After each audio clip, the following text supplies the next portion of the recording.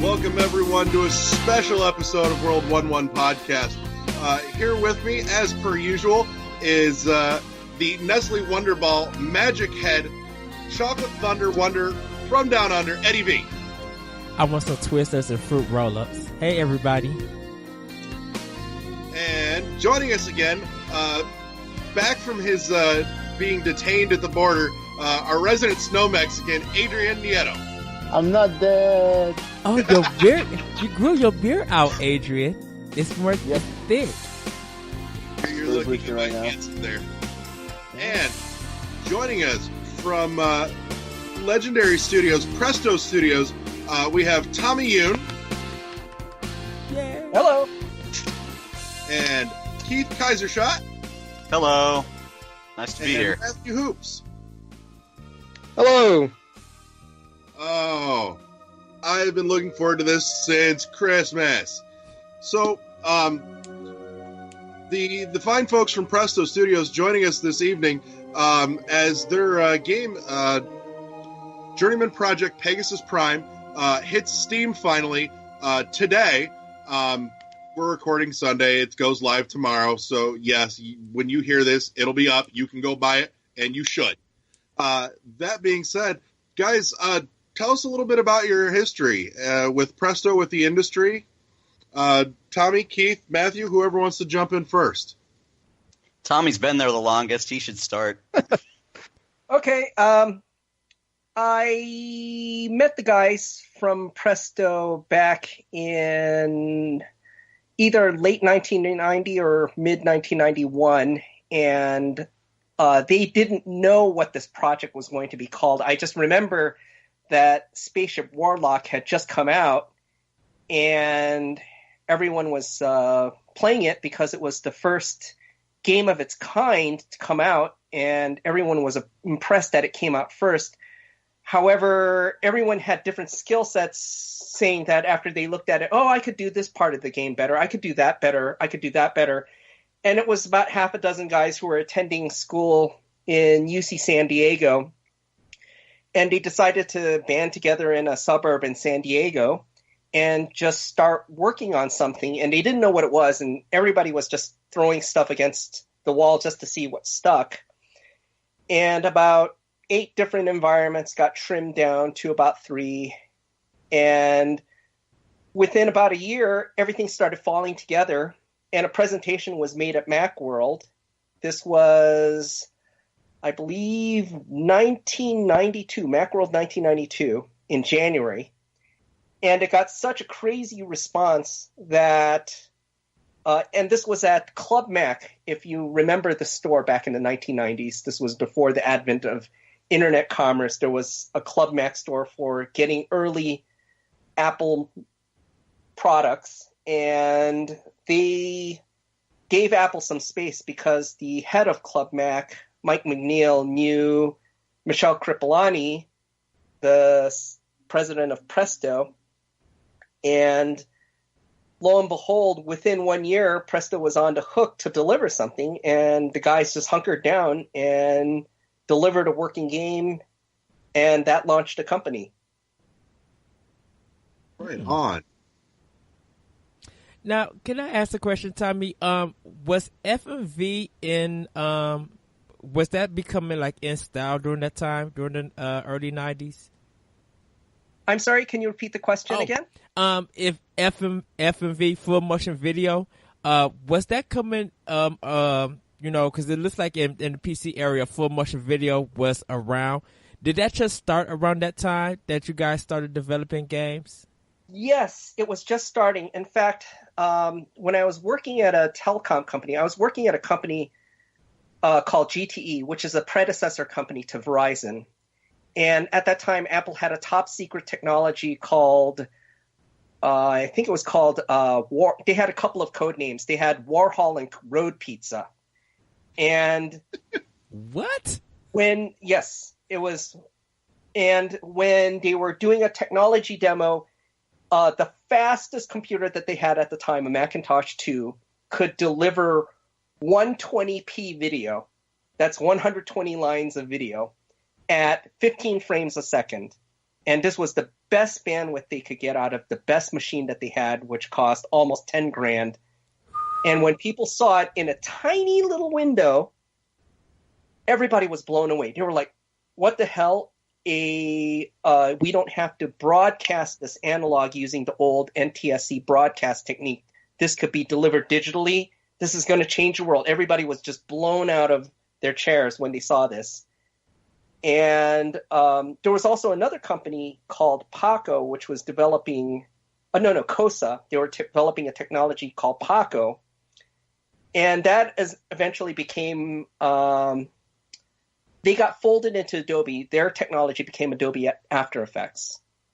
But the basis of that technology is now seen in what you see animated GIFs all the time. And so we were just seeing all this technology before the internet existed. Or the internet existed but very few people used it. But this was before World Wide Web. And I think just by happenstance, everybody knew about these technologies, so we're figuring out how can we throw this into the first Journeyman project and make some kind of an interesting experience.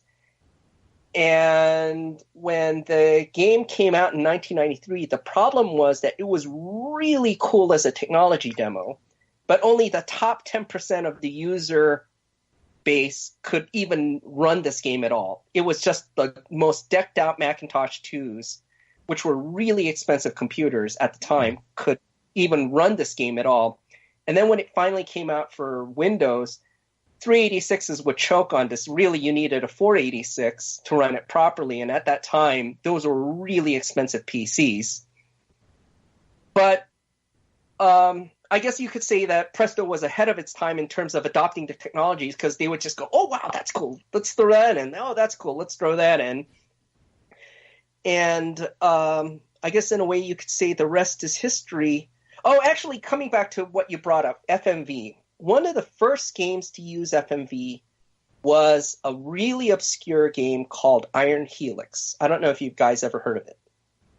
And this came out either right after or about the same time that Journeyman Project came out.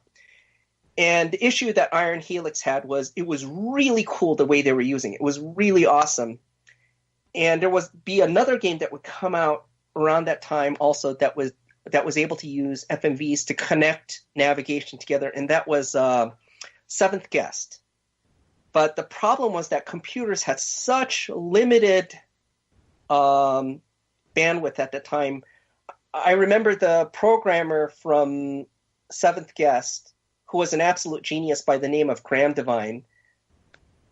Is that correct? Yes. He had to code a custom playback system just to get video at a playable rate on computers that were available at that time. And finally, the technology in QuickTime and Windows Media were able to catch up to the point around 1995 where a general desktop system could play it without special features. And that's where Buried in Time finally came out, where we had animation connecting navigation together. That's when we had, I guess you would say, one of the first full motion video navigation games where the video looked presentable. And this was in 1995. And then Pegasus Prime came after that. And you'll notice that the playback window was gradually getting slightly bigger each time because the computers were getting better and could keep up. And finally, with the Journeyman Project 3, you had a full width window. It was a full 640 wide, which we laugh at now because that's like the default YouTube playback size on a phone. But back then, for a computer to play that back was, mind blowing. And was that also the time where the Sega CD was out? Because I know 3 Duo was out I think 2 years later, and Jaguar. The Sega CD was coming. We were trying to get Sega CD to play back the console port of Journeyman Project Pegasus Prime. And really, Sega CD just couldn't hack it because it was a 32-bit system that was piggybacked on top of a 16-bit system, the Genesis. And really, the only system that could handle FMV reasonably well was the PlayStation, because it was designed from the ground up. To handle optical media. And that pretty much became a game changer. You noticed how, because the PlayStation could do pretty good FMV at I don't know if you remember Video CD before DVD existed. You could play it back at that resolution. And even then, that blew people away. And so all the PlayStation games that came out for the first PS1, they just had all these elaborate FMVs to start their games because they wanted to show how they were better than everybody else. That was something they had a leg up on. But then when the Saturn started coming out, I remember Bernie Stolar. He was the head of Sony, I think in the US. He wanted to make sure that FMVs did not become a crutch for the PlayStation because so many bad FMVs games started coming out in the mid-90s. I mean, you've heard of Night Trap and games like that. Yes. And so then all of a sudden there was this abrupt Hail Mary turn in the PlayStation 1's strategy. The early games that came out were very heavy with FMV. Then suddenly they wanted to play up the real-time aspects of the PlayStation. And that's when you had Tekken 2 and Crash Bandicoot come out to show off how good the real-time polygon rendering was on the PS1. And I think Pegasus Prime was just caught in the middle of that, where it had one of the earliest SKU numbers for a PlayStation game. It was 0026, which was a really, really early SKU number. They wanted this to come out because it was an FMV game, but then finally when the game was delivered, all of a sudden the strategy for the PlayStation had changed, and the game just never ended up getting released, even though it was coming out from and at that time there was also this problem where Acclaim, which was the publisher for the PlayStation version, ran into financial trouble, and we're really not sure what became of that Gold Master. Game was delivered when it was ready to go. It just never hit the market. Can we play? Acclaim imploded around 1997. It was really messy. Who knows? I remember they were so desperate to have a hit. They were releasing BMX XXX just to get market interest, but that kind of blew up in their face, and that was the end of the company, I guess. Can we blame Street Fighter the movie, the game, for that? I'm sorry? Can we blame Street Fighter the movie, the game, for that? Oh, yeah. Yes. There's plenty of blame to throw around for the demise of Acclaim, trust me. If I can ask. Go ahead. If I'm not mistaken, didn't Pegasus Prime on the PlayStation eventually hit in Japan? No, that was also delivered to Bandai in Japan. Bandai was simultaneously trying to launch its own platform at the same time, the Pippin, with Apple. And unfortunately, that was something that didn't work out well for Apple at the time. This was pre-Steve Jobs, when Apple was in, I guess you could say it was a hot mess within the industry at the time. And so there were cool ideas with the Pippin, but it just wasn't a good launch. It was almost like Apple was trying to launch their version of an Xbox with their technology before their technology was ready.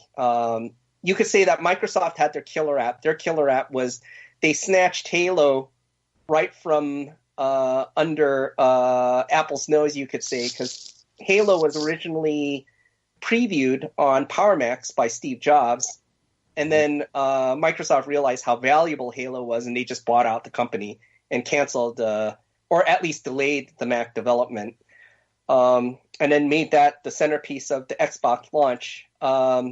Unfortunately, Apple didn't have a killer app like that for the Pippin launch, and the Pippin, unfortunately, didn't survive in the marketplace. And Pegasus Prime, I don't think it ever came out for either the Pippin or the PlayStation widely. It's possible that the company might have generated a few units just to satisfy contractual obligations, but we've never seen it in store shelves.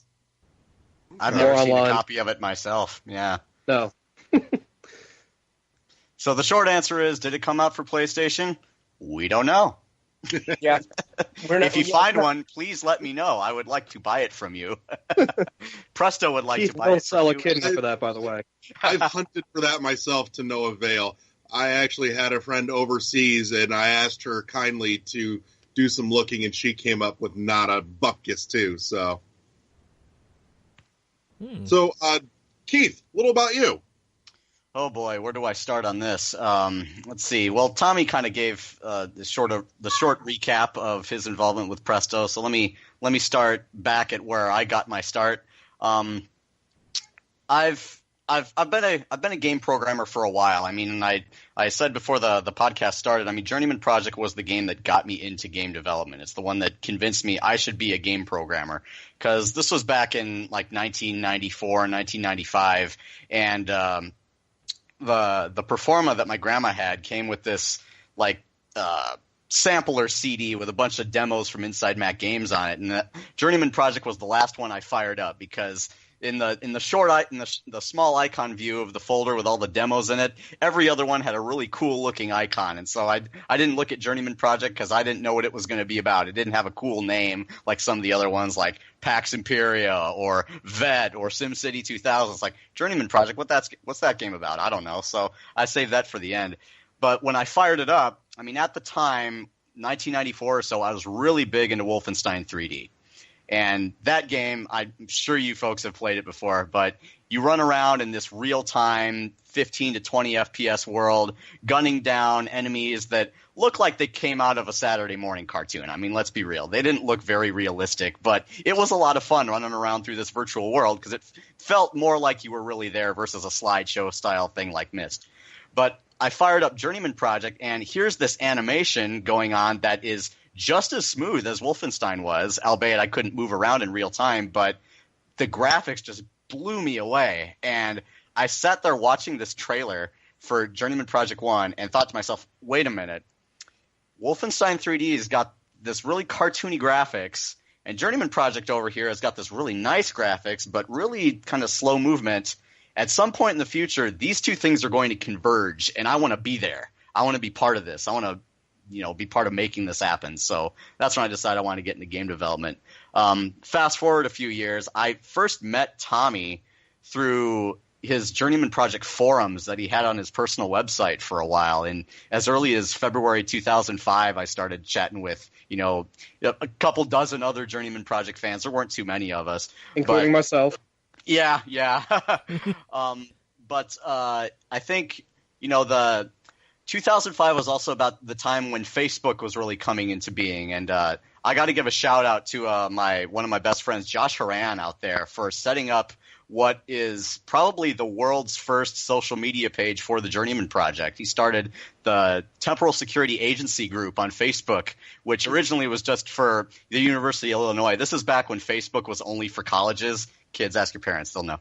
But eventually, he turned it global, and so anybody could join. And so from there, it started picking up steam, and no pun intended. But from there, I mean, today we've got 460 members, and it's still going strong. I mean, we've also got the Journeyman Project page on Facebook, which Tommy got that set up as soon as Facebook made that possible, and the group that Josh and I started is still going and still active. And I think that group is more kind of a place for fans to hang out and talk about, their fan projects or whatever they're working on. A little bit of a quote unquote off topic area for Journeyman Project discussion. So, kind of got that started, kind of built up a little community a little bit. But also around that time, 2005, Pegasus Prime, I had a Mac that could run Pegasus Prime. I had played Pegasus Prime. But curiously, it was the only game out of the series that had not been ported to PC. I mean, you got Turbo on PC, Buried in Time on PC, Legacy of Time on PC. Where's the love for Pegasus Prime? Who knows? So I picked up a copy off eBay for pretty cheap and played through it and figured, well, I'm a programmer.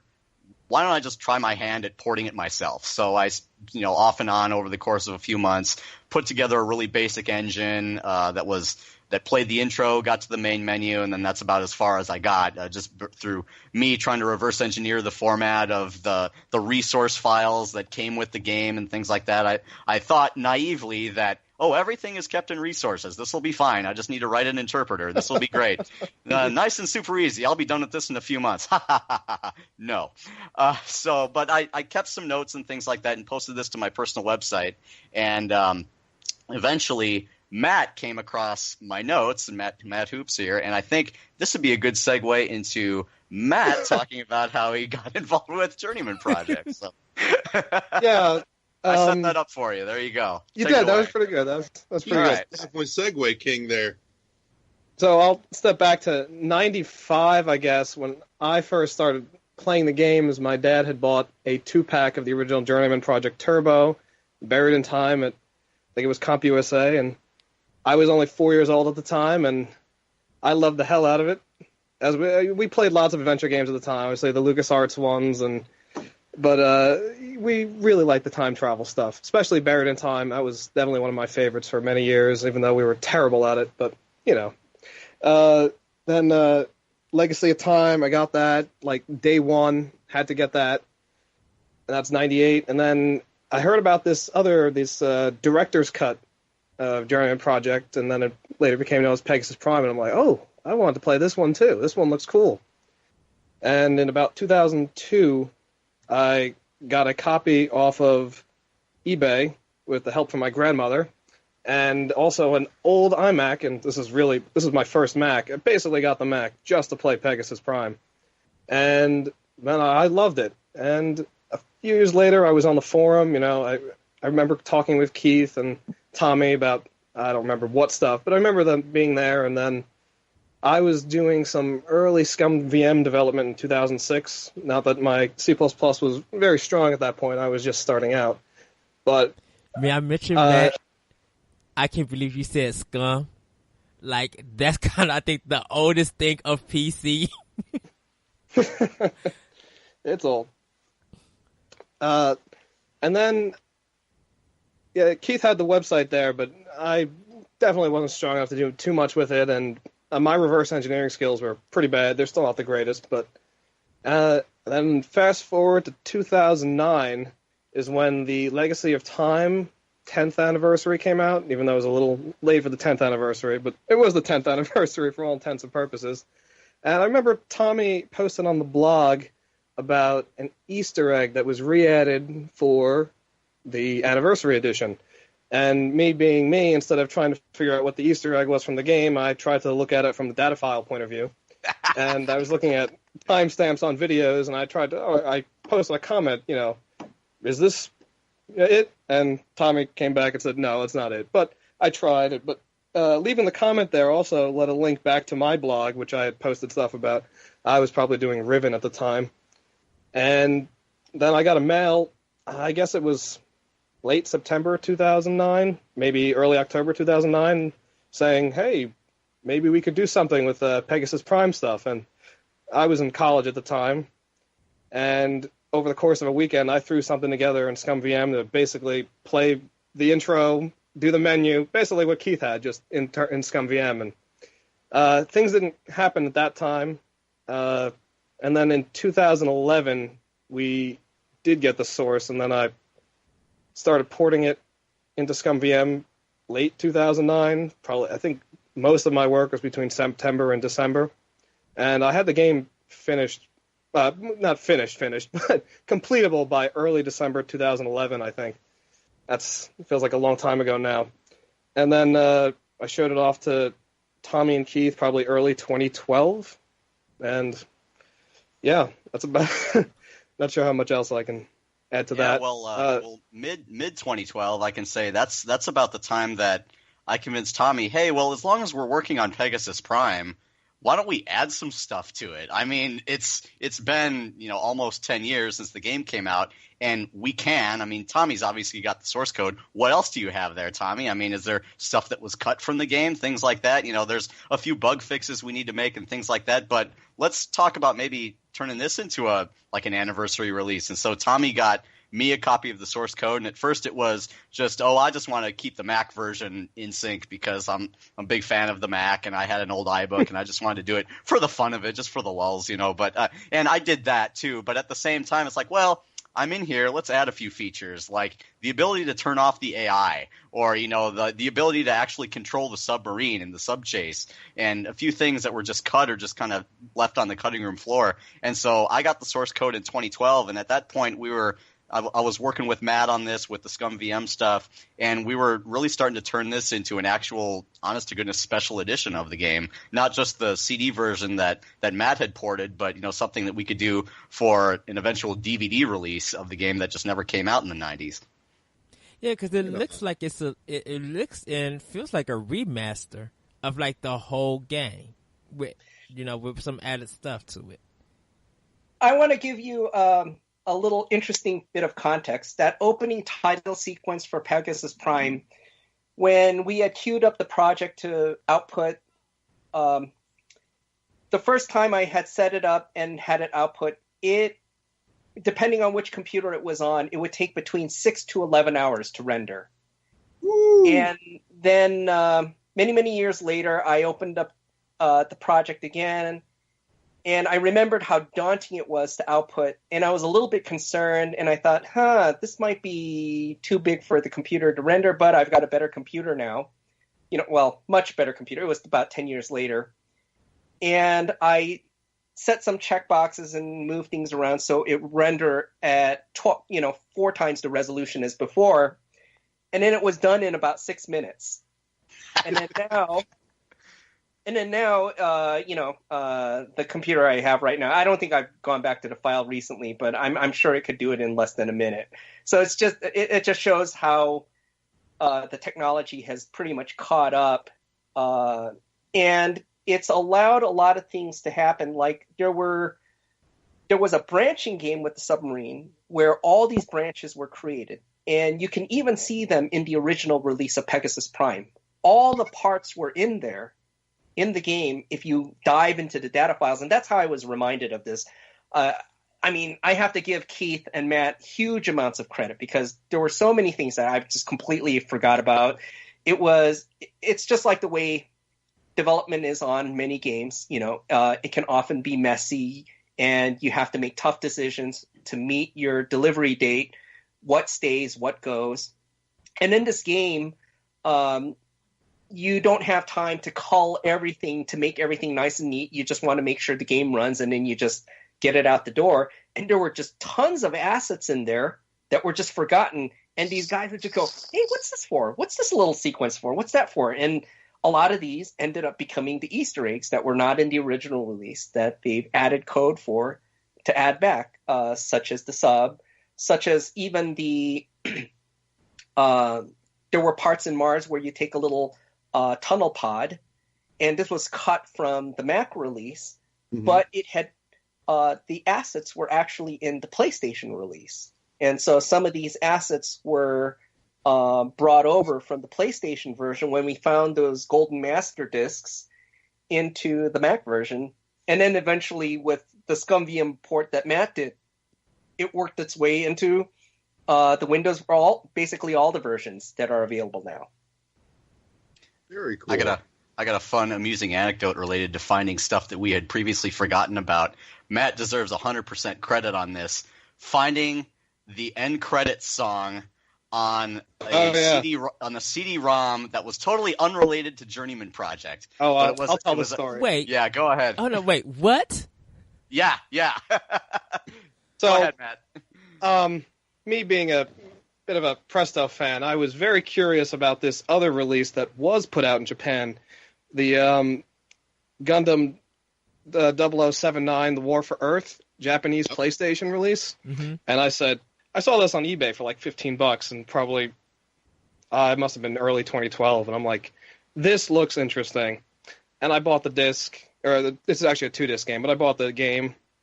I was taking a look at the disc, and I noticed there was a file on there that said pegprime.exe. I'm like, this is interesting. What is this file? And I tried opening it, and it didn't work because it was it's an exe CD, and this was actually an audio track on there that just happened to. But the OS didn't know how to handle it, so I actually played just the audio track on there, and there was this song on there that I'm like, whoa, what is this? And I kind of dismissed it. I'm like, the name must just be the same. It must just have been left over from the PlayStation Pegasus Prime release, and they just replaced the song with something for Gundam, because I had never heard this before.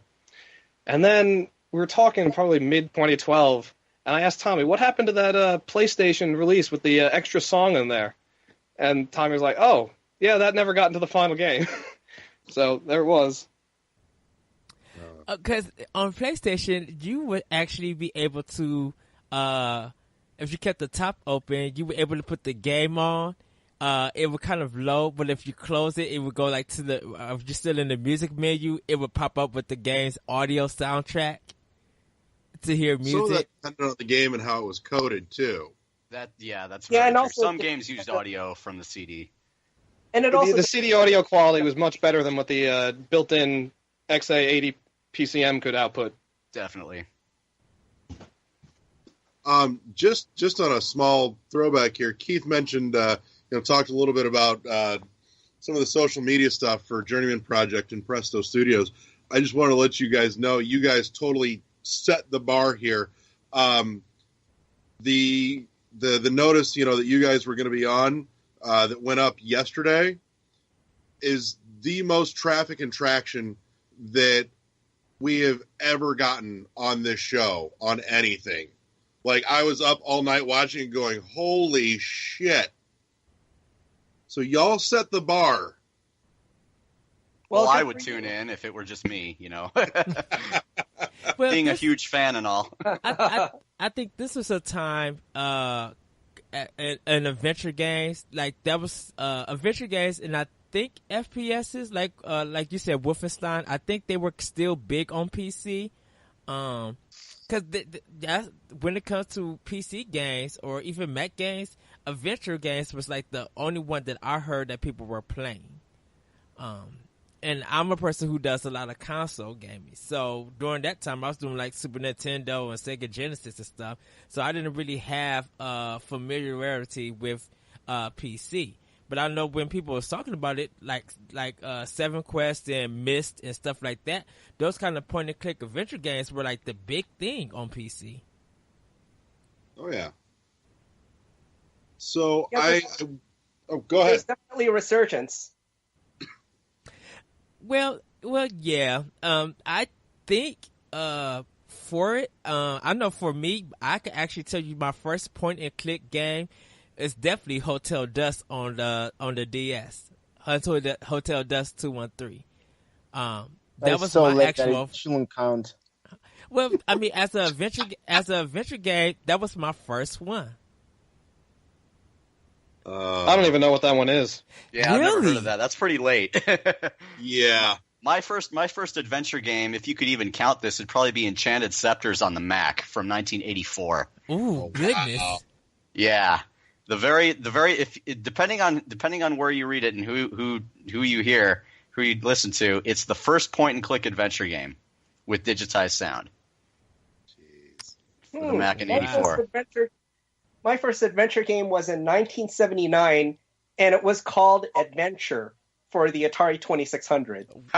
I'm so done with you, Another Tommy. one of my favorites. Oh, I played that a lot when I was not my first one, but I did play a lot of it.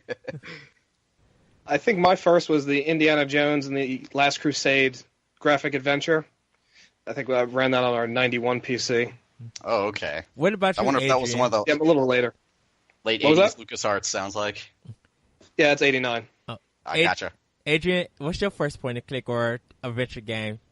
I don't know the name, but back in the day, my cousins, they were the ones that introduced me to gaming, and they were always upgrading their computers to the latest thing. I actually remember when they finally swapped and got a CD-ROM for their old, I don't know, Windows 90 something computer.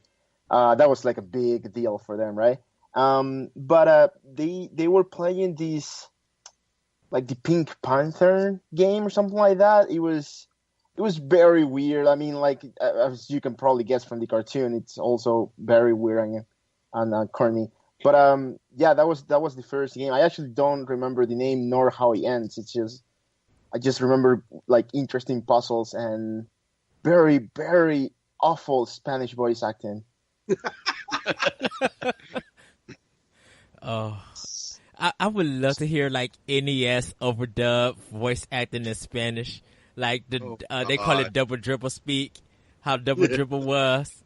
Like I would love to hear that in Spanish. We'll make Adrian find you some of that at some point. So I'll totally own it. My first point and click adventure game was actually the Journeyman Project Turbo. It was Good choice. Thank you. early to mid 90s, and it was by pure happenstance.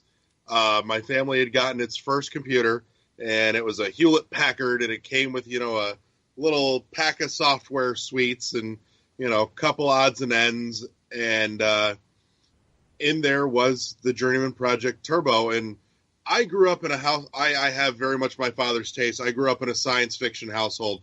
I love sci-fi, everything. And in particular, even as a kid, time travel always kind of caught my interest. So I popped it in and started dinking around, and oh dear God, I got lost for days just falling in love with this as a kid. And, it led me down the path to a few other personal favorites like the Neverhood. And I would even venture to say one of the best evolutions of the point and click, I will say, was on the DS, was Trace Memory. Yep. Yeah. But in any case, no, that's where the love affair started for me. And it never really went away. It just kind of got, quiet as Presto, stopped doing anything after 3, which brings me to one of the first questions I wanted to bring up. As I recall, a 4th installment was in the works or was being written at the time here it comes. Everything stopped. I'm just curious if that actually happened to have been the case and whatever became of that, whatever was done with it. Tommy, this is all you. Okay. He's like, not with a 10-foot pole. Nope, I'm not going there. So, yes, there was indeed a Journeyman project for game design that was put together. And there was a producer assigned from Broderbund. And everyone was really excited about it. However, there was some concern about the adventure game market at the time because real-time 3D games were exploding at that time.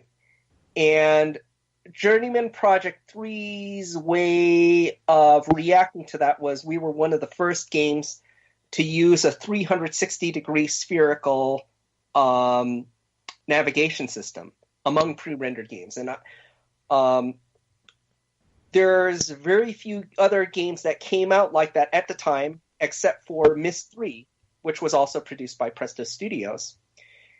And there was just a hard business decision made by Broderbund, which was they had a monster hit in the adventure game space in the form of Myst and Riven. However, Riven took a long, long time to get to market, and I remember that the folks over at Broderbund were really concerned because actually the release dates for the Myst series were actually affecting its stock price. And that was the only adventure game that was a huge monster hit where where they could put it like a AAA title, because even though Journeyman Project did well for itself, I would say because it's at that level where you could call it like a AA title. It's big, but it's really the adventure game aficionados who really know about it. And so Journeyman Project 4 got shelved, and then about a year later, Presto got selected to do Myst 3, and a lot of the same team worked on. I wasn't on Myst 3 at that time. I was working on Speed Racer at Wildstorm, so I had moved on to working on comics, and eventually I ended up working, and I'm continuing to work on Robotech now. But Journeyman Project 4 was a good game design. We had really interesting stuff going on in it, and it actually added a layer to the universe. It made the universe a little bit bigger. But that game design is under lock and key in the Presto Studios archives. And there's lots of cool ideas in there for other Journeyman Project branches. There were many different types of... There was like a Journeyman Project universe that was being developed at the time. Eric Dallaire, the writer who worked on Pegasus Prime and Journeyman Project 3, was working on a novel as well. But then he also ended up working on a different franchise at that time. He ended up working on the Star Trek games for Activision. So there was, a lot of Journeyman Project work that ended up under lock and key, hidden away. But I suppose there will be a right time for that to come back out again. Yeah, never say never. Well, Yeah. Do you think that if you look at how Telltale's doing their episodic games, do you think that Part 4 would fit that kind of style? If you guys Presco ever decided to bring it out? Well, I can tell you, like, I can't speak to J4 or, to Presto's future plans, but Telltale's Back to the Future series of games, I played that when that came out. I think, when was that? 2012, 2013? 2010. Wow. Okay. Jeez, I'm old. So I played that, and I really liked how kind of the episodic format worked for that. I mean, it was mostly intended to tell a story. So if you're doing a game where it's mostly story driven and you want to push the story forward through gameplay, and it's not so much about the puzzles as it is about finding out what comes next, then episodic games, I think, feel a little more conducive to that sort of thing. Where was my train of thought? I didn't even know where I was going with that. But like for the Journeyman Project, for Back to the Future, they were basically expanding on the existing story, and so it was kind of like a TV series. It felt like playing. So you'd play this episode, and it would kind of wrap up at the end, leaving you wondering what was coming next, right? But in the case of like the Journeyman Project and a game where it's very non-linear and there's not really a progression from one episode to the next, like for example, Pegasus Prime, you can complete the game in any number of ways by going to the different time zones in any different order that you want. I don't know if that style of game really fits an episodic format, but it all really also depends on how the game is designed, how it's written. So if there were to be a future Journeyman Project game that was written with an episodic format in mind, then it could work really well. Because I think the way now people view adventure games and even point and click is Telltale. It's that episodic, because I think it allows developers to work on one part and then release it and be able to work on the next part. So people who want the game can at least wait. I think it's every 2 months or something like that, or a couple of weeks, and then they'll drop it. It used to be every month, I think. Yeah, Telltale's really good about just churning those out. They've got their own engine that just makes it really easy to get art through their pipeline and into a game and out on the shelf. So they've got a really nice kind of well-oiled machine over the years to do those kind of games. Okay. I think the other problem with episodic, though, is that you play a little bit for a month, and then you get to the next month and you forgot what happened the previous month. That's a good point too. Yeah. Well, I know. Yeah, I know, like, because Those killed me with TV series where you watch it, and then in November they take a break until like January, and then January comes and you forgot what happened months ago. Yeah. Well, in my case with Back to the Future, again with borrowing the TV series metaphor, I waited until they were all out, and then I just quote unquote binge played it. So it's like I don't have that problem about remembering what goes from one to the next. It's like, oh, I'm just going to power through this in about 6 hours. It wasn't really episodic to you then. It was just one giant game. That's true. Yeah. Well, at the same point, if you play Journeyman Project 1, 2, and 3 back to back to back, first of all, it's going to take you a lot of time, so I hope you got a bathroom nearby. But second of all, it's going to feel the same way, like it's one continuous game. So it kind of feels episodic in that way, in that it's split up between 3 games, but different art styles and stuff between different interfaces, things like that. But it's very cohesive. It's one of the most impressive things I think I like about the Journeyman Project series. That brings me to a question I wanted to raise here. Journeyman Project 1 and 2, story-wise, are very independent of each other, and 3 strung those two together so beautifully. I have to ask, were these all laid out from the get-go, or was this something where they got to 3 and went, we have these 2 disparate stories, and somebody's like, I got an idea, we can put this together? I don't know the details, and I don't think Tommy's back yet, but I can... No, I'm here. Oh, okay. So as I understand it, J1 was just a bunch of folks just figuring it out as they go.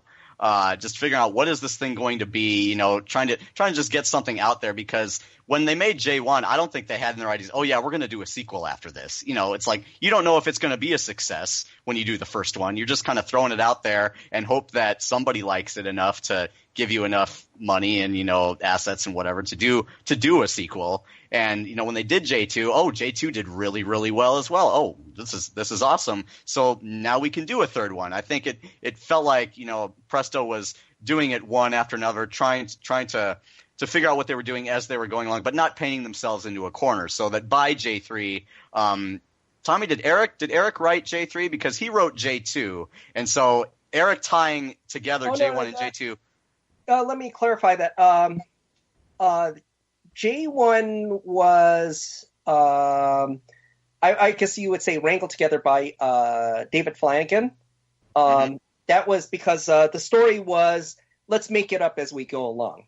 And so there was a lot of creative work going on, but it didn't quite fit together. And so David Flanagan had basically pulled something amazingly cohesive out of all that chaos of all these creative guys just throwing everything against the wall.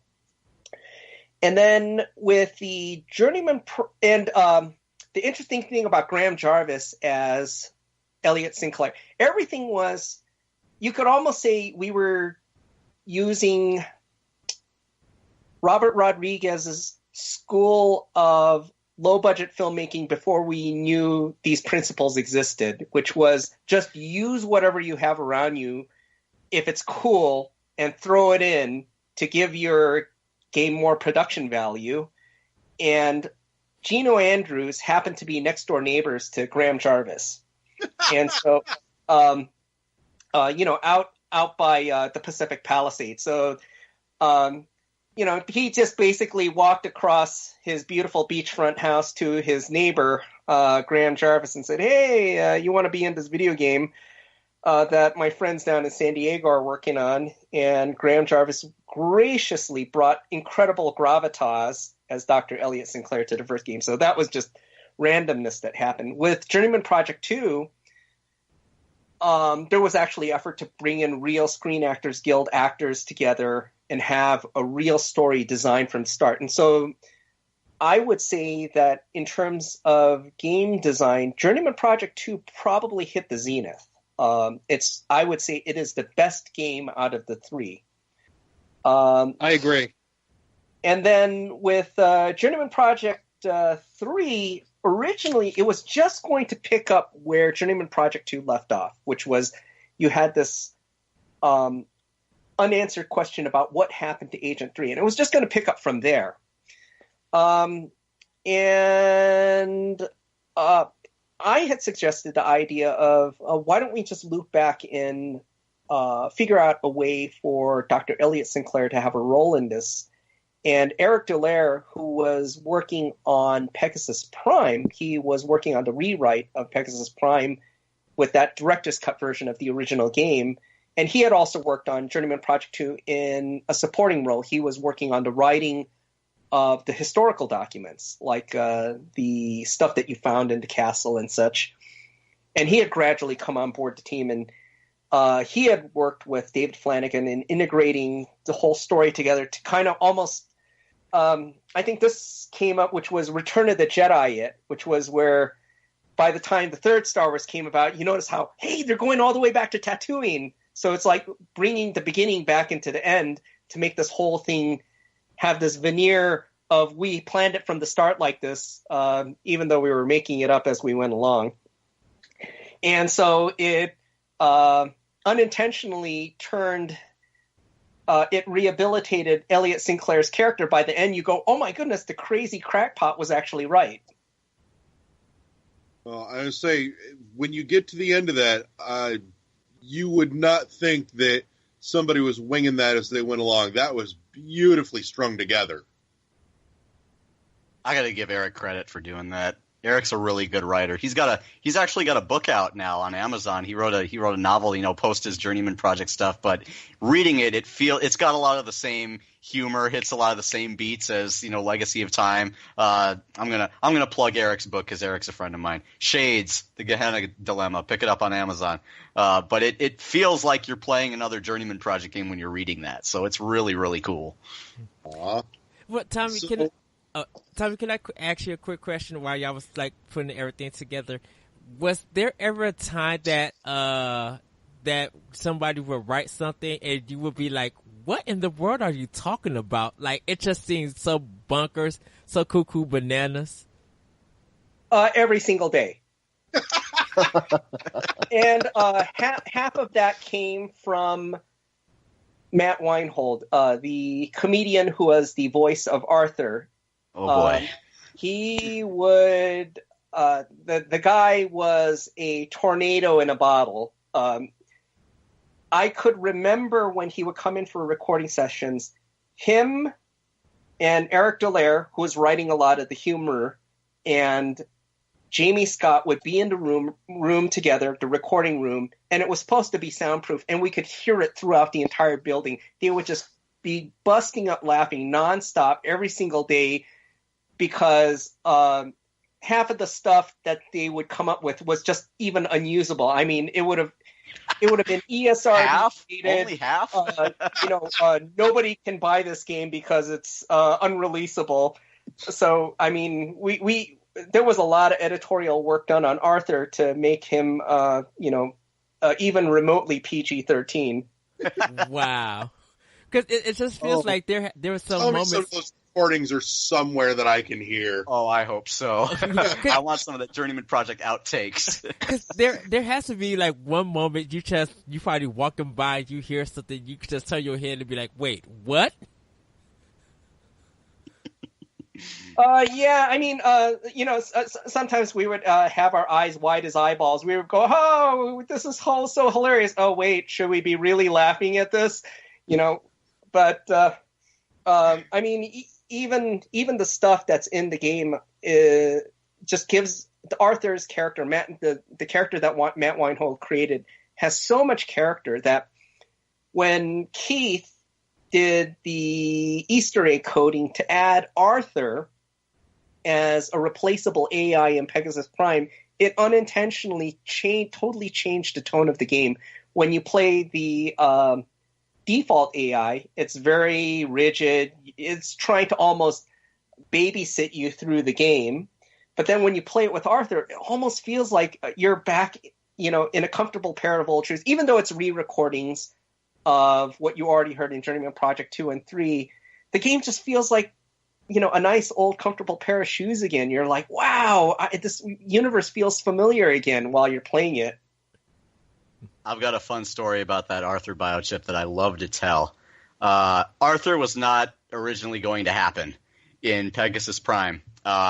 This was 2013, and 2013 was the 20th anniversary of the original Journeyman Project, and so we wanted to get Pegasus Prime out into people's hands that year. so that it would really be an anniversary release. And so this was around Thanksgiving or so, 2013, and I was back in Chicago visiting my folks for the Thanksgiving weekend, and I ping Tommy and I say, "Hey Tommy, the game's done. We're ready to go. We got at least a month of lead time. We can, get these discs pressed early and get these packaged up, and we'll have plenty of time to get these out." And Tommy's like, "Well, what about Arthur?"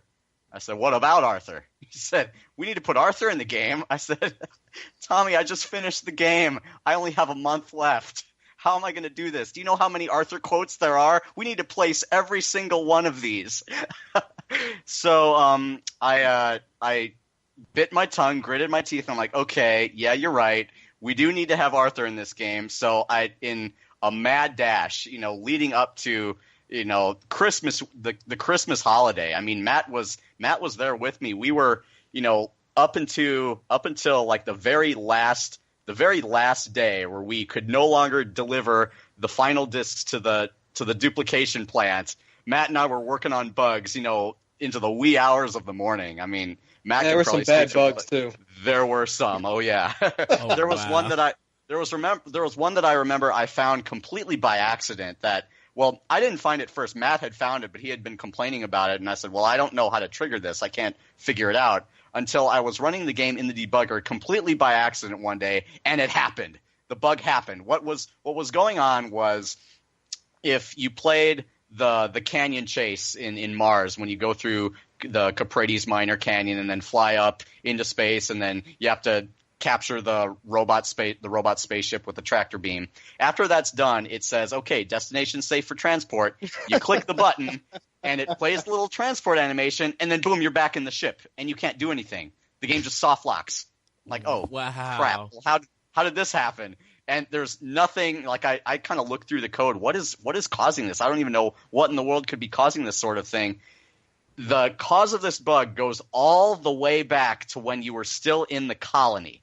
Basically, what was going on is Pegasus Prime has this feature called striding mode, which programmer Bob Bell invented as kind of a way of, instead of, walk forward, stop, walk forward, stop, walk forward, stop, he arranged the movies such that all the walk forwards were just one after the other. So if you hold down the forward key, then his code would detect and it's like, let's just keep playing the movie. You just keep walking forward, and that was called strider mode. It just smoothed things out. But that set a few flags in the game, which basically told the game, okay, we're still moving, we're still moving, we're still moving. Keep moving the player forward in the map of the world.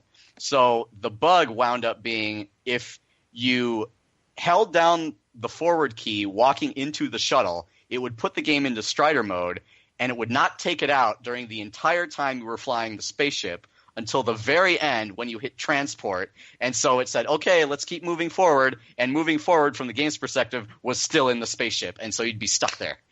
What? The only way I found this was because of digging through the debugger, and I had this open for several hours and was going. Yeah, I think you were chatting with me at the time. Yeah, I was like, "Matt, what do you think this? What do you think it is? What do you think it is? Let's just look at everything. What looks wrong here?" And we just went back and forth. And he's like, "Yeah, that does look a little suspect. Dig into this here. It kind of looks like that could be something."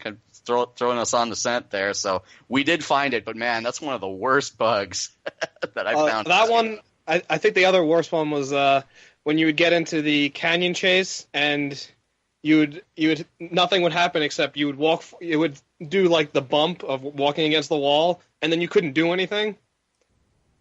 I don't remember that one. Talk about that one, Matt. Oh, that was the one that was my fault, where I moved something to a header, and I don't want to get too into C++ stuff, but ended up being a bad cast instead of a static cast. It became a reinterpret cast, and it screwed up the V-table and ended up calling the wrong class to handle input. So it sent it to the actual environment at the time, Mars, as opposed to the Canyon Chase, which has a different input handler. So, yeah, you got stuck because it thought you were using the Mars as input handler, but playing the Canyon Chase, and it just wouldn't continue. Yeah. That was brutal. Yeah. And it would only happen with certain builds. Like, I would have a build and it would be fine, but then Keith would build it with optimization on and it would fail. And we're like, what the hell is going on here? That one took a long time to find. Yeah, you're screwing up the V-table. It doesn't even show up. Yeah, because you weren't having any bad memory access. It just happened to, not destroy the program, but break it enough. So using something like Valgrind didn't even help. Yeah, you're lucky it didn't destroy the program. Speaking of which, let's talk about some of the crash bugs we fixed. The original CD-ROM version of Pegasus Prime, I mean, I give a lot of credit to the original programmer, Bob Bell. I mean, I imagine that, and Tommy could probably speak to this a little bit, what kind of time constraints was Presto under creating the first game? Because the original release for the Mac of Pegasus Prime, which we were lucky to even get from what I understand, but was so buggy that, I mean, there was one crash that Matt found early on that when Tommy tried to reproduce it, completely hosed his PowerBook, and he had to reinstall from scratch. Yikes. It's one of those crashes. Yeah. Wow. And the bug was you kind of have to understand a little bit about how classic Mac OS worked. On modern operating systems, if you look at memory location 0, the OS will not let you do that. It just recognizes that as like, okay, they're doing something wrong. We need to let them know this is no bueno. We can't do this. And so it kind of throws an exception up there. But on the old Mac OS, no, we keep data down there. Memory location 0, we keep stuff there. In fact, you can read any memory location you want. We don't care. Protected memory, what's that? You know why you saw those bomb dialogues all the time on the Mac? Because programs could do whatever the heck they want with the hardware. The OS did not protect anything.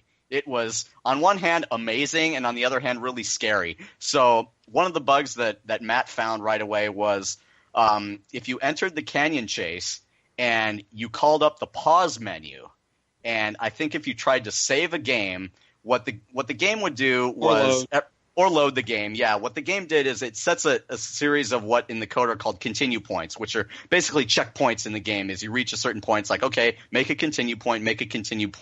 And when you hit continue from a death screen, it will just kind of revert you back to that checkpoint where you can keep playing the game. But in order to make a continue point, you need to have the interface up, the Telltale Journeyman Project biotech interface that contains everything, the little screen.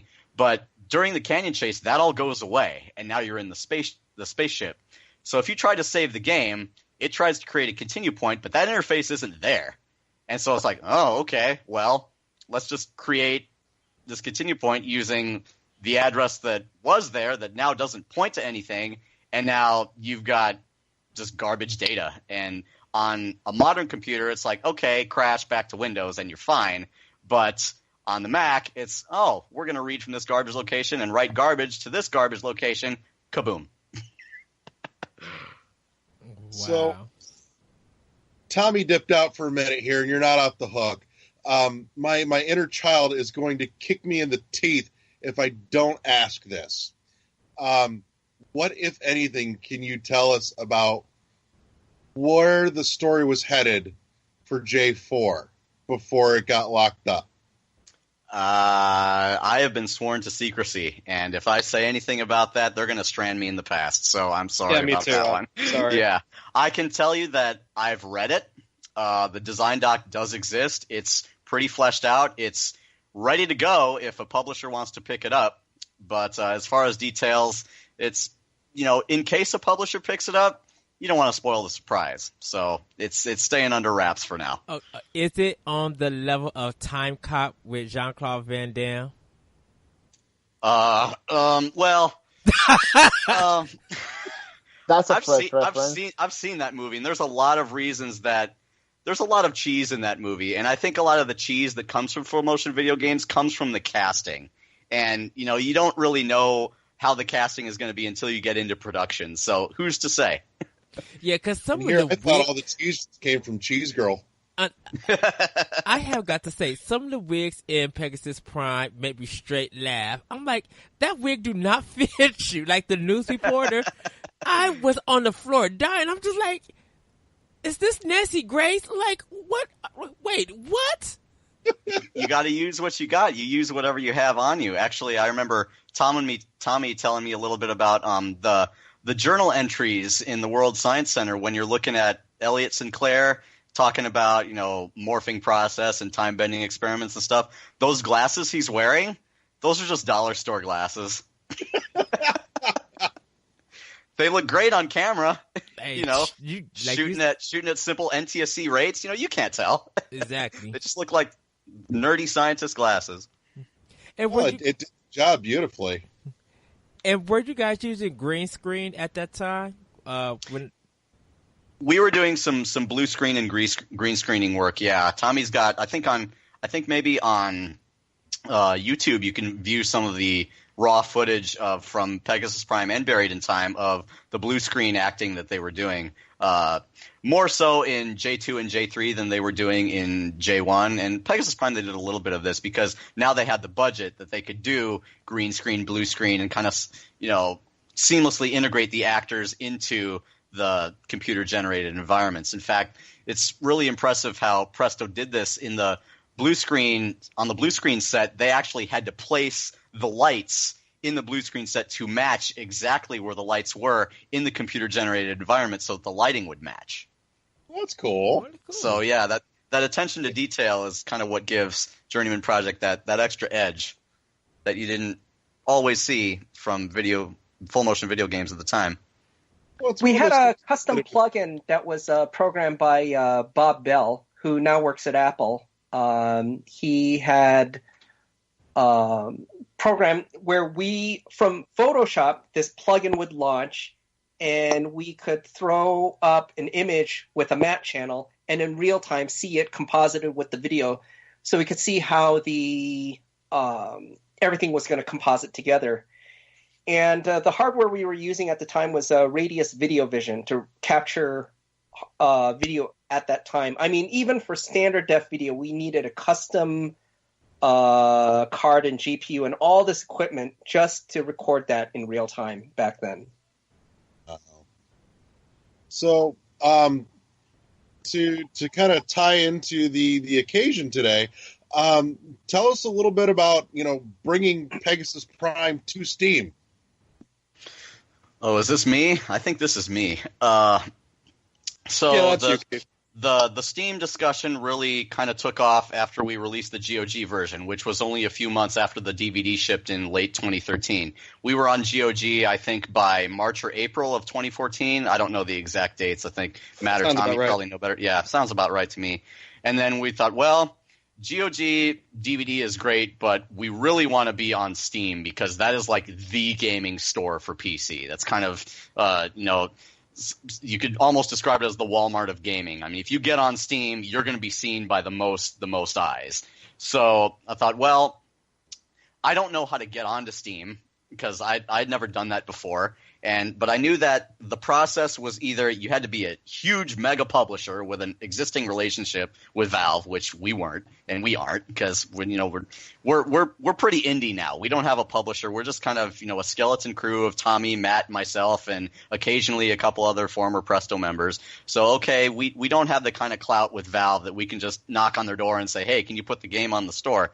So we're going to go through the greenlight process, and it was quite a bit of a learning experience there. Tommy and I kind of worked through it, and I don't remember when we launched Greenlight. It was April, May, or June? I forget, Tommy. I don't know the exact dates, but that didn't take very long at all to actually get greenlit to where we could actually put the game on the store. And at first we were thinking, okay, well, we can just throw the game on Steam. It'll be the same thing as GOG. But Steam offers you, there's Steamworks SDK, which lets you put in things like achievements and controller support and badges and emoticons and things like that. And I thought, well, these are pretty cool features, actually. Let me try to investigate what it would take to put these things into the game. And for complicated legal reasons that I won't bore you guys with because it's stupid and you don't want to hear about it anyway, what I had to do was create a separate application that handles all the Steam stuff and basically just talks back and forth to the ScumVM app and kind of processes the Steam events that way, which has a neat little benefit of, in case there's another store that has something like achievements and stuff like that, I can just port this little app instead of the entire game, and it just works. But in developing this application, I ran into a bug that was going to hold up the release of the game, because when we announced that there was going to be a Steam version, we promised that there was going to be controller support, full controller support. And the issue I was running into, and this was as a result of me using kind of a proxy application to do the communication, was if you went into the save dialog and tried to name your game, normally there is a huge kind of gamepad keyboard that comes up where you can type in what you want using the Steam controller. That wasn't coming up for some reason. So you'd have to use the keyboard and mouse. Well, if I'm sitting on a couch and playing the game on TV, I'm not going to have a keyboard with me. So this has got to get fixed somehow. And I was pouring through the documentation trying to figure out what on earth could be causing this problem.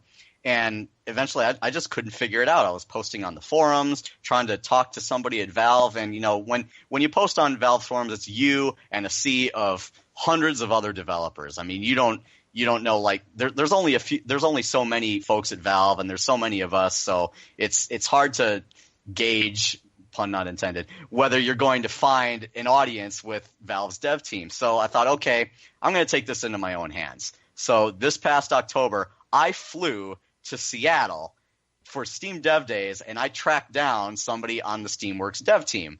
And basically, I brought my laptop with me, and I showed them Pegasus Prime and said, here's where it should be bringing up the gamepad. Here's where it's not showing the gamepad. Here's the code. Am I doing everything right? And they took a look at it, and they're like, yeah, you're doing everything right. Yeah, that's wrong. We should look into that. I'm like, yes, victory. Totally made the trip worth it. Awesome. So dedication, ladies and gentlemen, from these guys to make work for you. And we did a back and forth between myself and a couple other folks on the Steamworks team, and they got that fixed, and it was in the main public Steam client by mid-January. And so, all right, mid-January, get this game running, and it was ready to go by January 31st. And so from then on, it's like, all right, get the store all up and ready, and then just hit the button. So now we're up to February 20th, and finally this long odyssey of mine can come to a close. Yay. And once again, not congratulations. Not that I'm shedding too many tears over it. I mean, there's going to be some patches and stuff. I've got an idea for at least one major patch coming up, but I'm going to keep that a surprise for now until that's ready. And I told Keith probably 3 years ago that we're going to be fixing bugs in this game until we're dead. Mm-hmm. So I'm sure there'll be patches. I think the same principle applies to games as film, which is film is only finished once you abandon it, and with this game, eventually at some point it'll only get done when we have something better to move on to. Yeah. It's a lot like the Star Wars special editions, right? As long as George Lucas had access, he just kept wanting to make changes, and there's so many versions of it out there. I mean, how many versions of Pegasus Prime are there out there now? CD, DVD, GOG version, now the Steam version, and there's a bunch of different versions of the DVD. We had a Mac DVD, we had a unified DVD. It's like, it's getting as bad as Star Wars almost. No, it's not. Tommy, don't forget about the original game, though. I mean, this may be the special edition, but some folks want the original trilogy, so to speak. Oh, this brings me to back to the history of old Journeyman Project. So some folks, when they talk about the first Journeyman Project that they want, they keep saying Turbo, but there's actually a Journeyman Project that's very rare, because Turbo had a huge release when it came out on Packard Bell. Right. I think that was like a user base of about 800,000 people at that time. Best decision Presto ever made. And that brought in a lot of instant customers for the Journeyman Project 2 and 3. But before that, there was the very rare Journeyman Project non-turbo releases. And those are the hard ones to find. I would say for Windows, it's actually not a bad idea now, because for a while it used to be really chuggy and slow because it was running through a real-time interpreter called, anybody remember Macromedia Director? It was like an early predecessor to Flash. I remember it. And it was so slow. And that's why the early Project games were slow. We didn't have a full-time programmer back in the early 90s. It wasn't until David Black and Bob Bell came in and really did proper coding where the games actually ran properly, and then later on Roland Gustafson. But however, the funny thing is, those games now, if you run them now, they actually run reasonably fast. So if you find the old Journeyman Project before Turbo, even though it's 300% slower, on a multi-gigahertz system, the speed difference is not really going to be that bad at all. And the one version that runs the fastest of them all is Mac version 1.2. That is the fastest Journeyman Project version of them all. It actually runs faster than Turbo. So if you find that version, that specific vintage is the vintage to get. But the Turbo moniker was actually funny because the Macromedia Director version ran so sluggishly when the Presto team were trying to make it more usable, and they were going to have this come out right before Buried in Time. They wanted to find a name for it that wasn't as dry as just calling it Journeyman Project 2.0. It sounded very nerdy, and also it could have been confused with Journeyman Project 2 Buried in Time. And so at that time, I was a fan of Street Fighter 2 Turbo, which was the arcade upgrade to the original Street Fighter 2. And I just said, why not call it Journeyman Project Turbo? Everybody laughed, and then that name stuck. Was that after the hack version of Street Fighter? Yeah. So the name for Journeyman Project Turbo was actually inspired by Capcom. Wow, because I remember Capcom had someone hacked it where you could throw like the fireballs in the air, and it was in Turbo. Then Capcom found out and then did a Turbo version of it. Yeah, one thing about the Street Fighter series is the naming convention really doesn't help you in finding out which order the game should be played. There's like Alpha 3, whatever, 4, which comes after what. No kidding. That's a hot mess. Tommy, I still think when we do a special edition of Turbo, we should call it either Super Journeyman Project Turbo or maybe Journeyman Project Hyper Turbo or EX. Hyper Edition or EX. Yeah, we'll just look up on the Street Fighter Wikipedia to come up with naming conventions. There we go. Yep. Well, don't make it the Journeyman Project Discovery Infinite Undiscovery. Don't do anything like that. Oh. So Actually, oh no, go. Oh, okay. Tommy, I was going to ask you could probably talk about this a little bit. One of the reasons why the old Journeyman projects work on modern systems so well is that we have much, much faster optical drives. Yes, that too.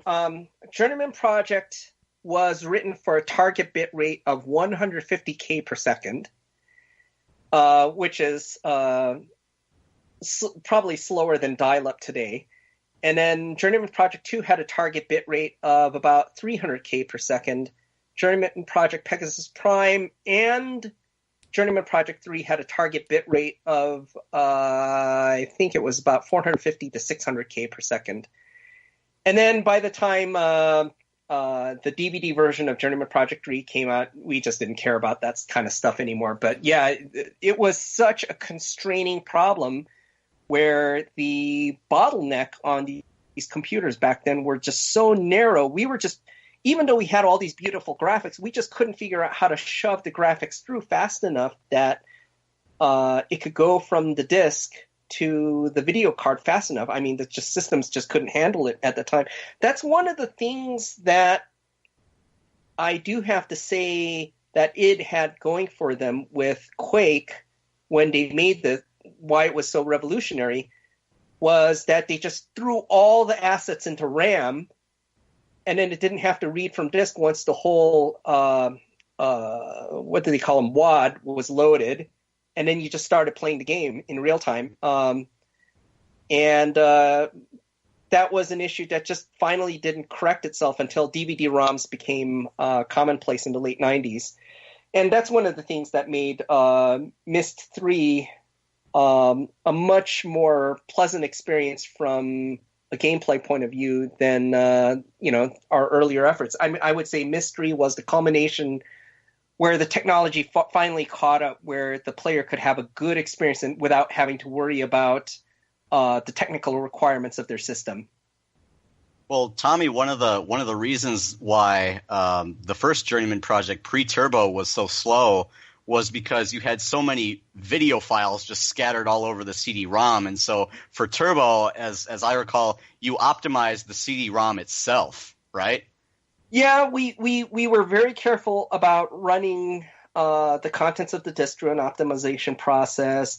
In fact, the way assets were put together were very important, so that this was an issue on early Macs, was which files remained open at the same time from the operating system's point of view. And so we would even have to keep track of that on the disk. Yeah, because in like Turbo, the video files are organized such that like all of the video for a certain environment was in one video file, but organized in the video file such that clips that were needed after certain clips, like close to each other, like you didn't have to wait for the CD-ROM to spin around and seek to a different track to find the data. It was just right there. So you avoided the time of the CD-ROM having to seek to the correct position. Yeah, and there was another problem that was really prevalent before Journeyman Project 3. With Journeyman Project 1 and 2, early multimedia PCs had these just piece of junk video cards which could only play two sounds at once. And because of that, I remember in Journeyman Project 2, a lot of the sounds had to be folded down or pre-mixed with one another. And so you get a lot of hiccuping in the sound playback on Windows. And it just made the game sound awful from our ears' point of view. No pun intended. The Mac version of Buried in Time is actually a better audio experience, but we just had no choice because our user base just didn't have good sound cards at that time. I think the main problem with the Windows one was that the original Windows mixer could only play one sound at a time. So when you start up a video, it would kick out what was playing and wave out. So I think for Buried in Time Windows, you can have multiple sounds at the same time, just not multiple sounds and video at the same time, due to the way video for Windows worked back then. Yeah, so that was just our Windows limitation, but this was all pre-DirectX too. Yeah, none of this stuff existed. Yeah. So I want to break for just 1 second here.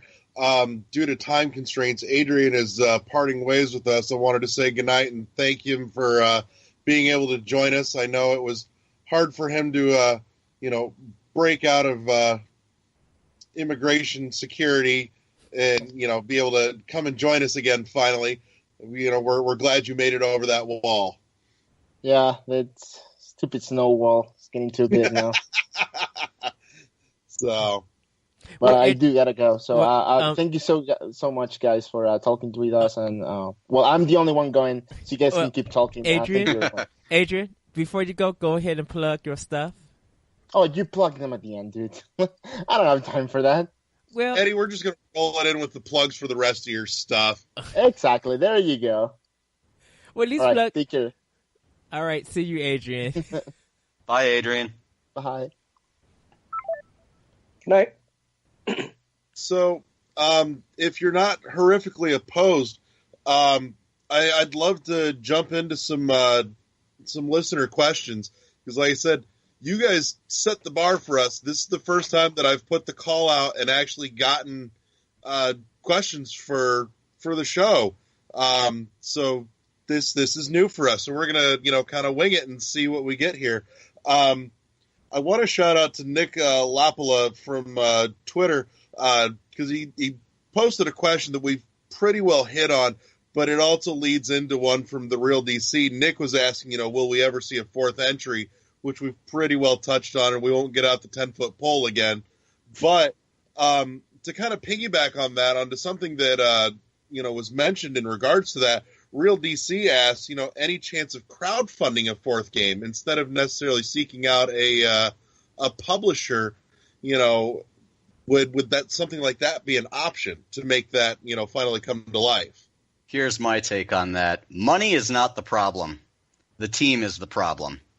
There's only Tommy, myself, and Matt, and we're both programmers. The original Journeyman Project team, they've all gone on to illustrious careers. Like some of them work at Pixar, some of them at DreamWorks, a lot of them in Hollywood now, including Tommy. I mean, come on.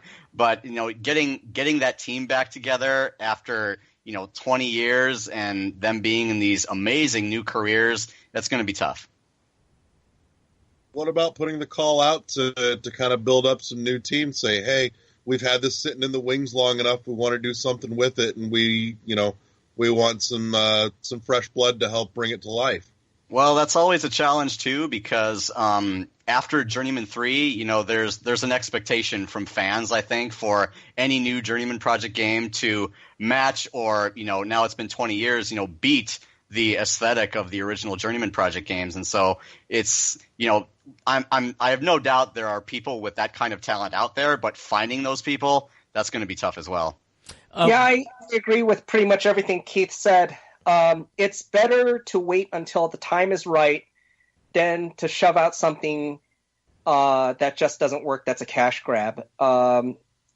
In terms of crowdfunding, it's better to not have it backwards. It's better. Keith is absolutely right in saying that the team has to be there first before the money comes, because otherwise, you'll hear about these situations where it just doesn't work out. So I would say when the time is right, it may happen, and it might surprise fans. Who knows when that'll happen? And I like to, for fans who are very aware of Douglas Adams, I like his definition of what a trilogy is. So you'll have to look that up. Okay. A quick question. Would you guys ever think about doing an audiobook, like reading actually the script? If it comes that you guys never do it, but the script is so good that you guys would like to do like a reading or something, would you guys do that? Ask us again in 40 years. That's actually not a bad idea. I could float that to the original writers, and see if what their interest is regarding that. I don't think the game design is not written in prose like you would normally expect. Mm-hmm. It's written as a design document.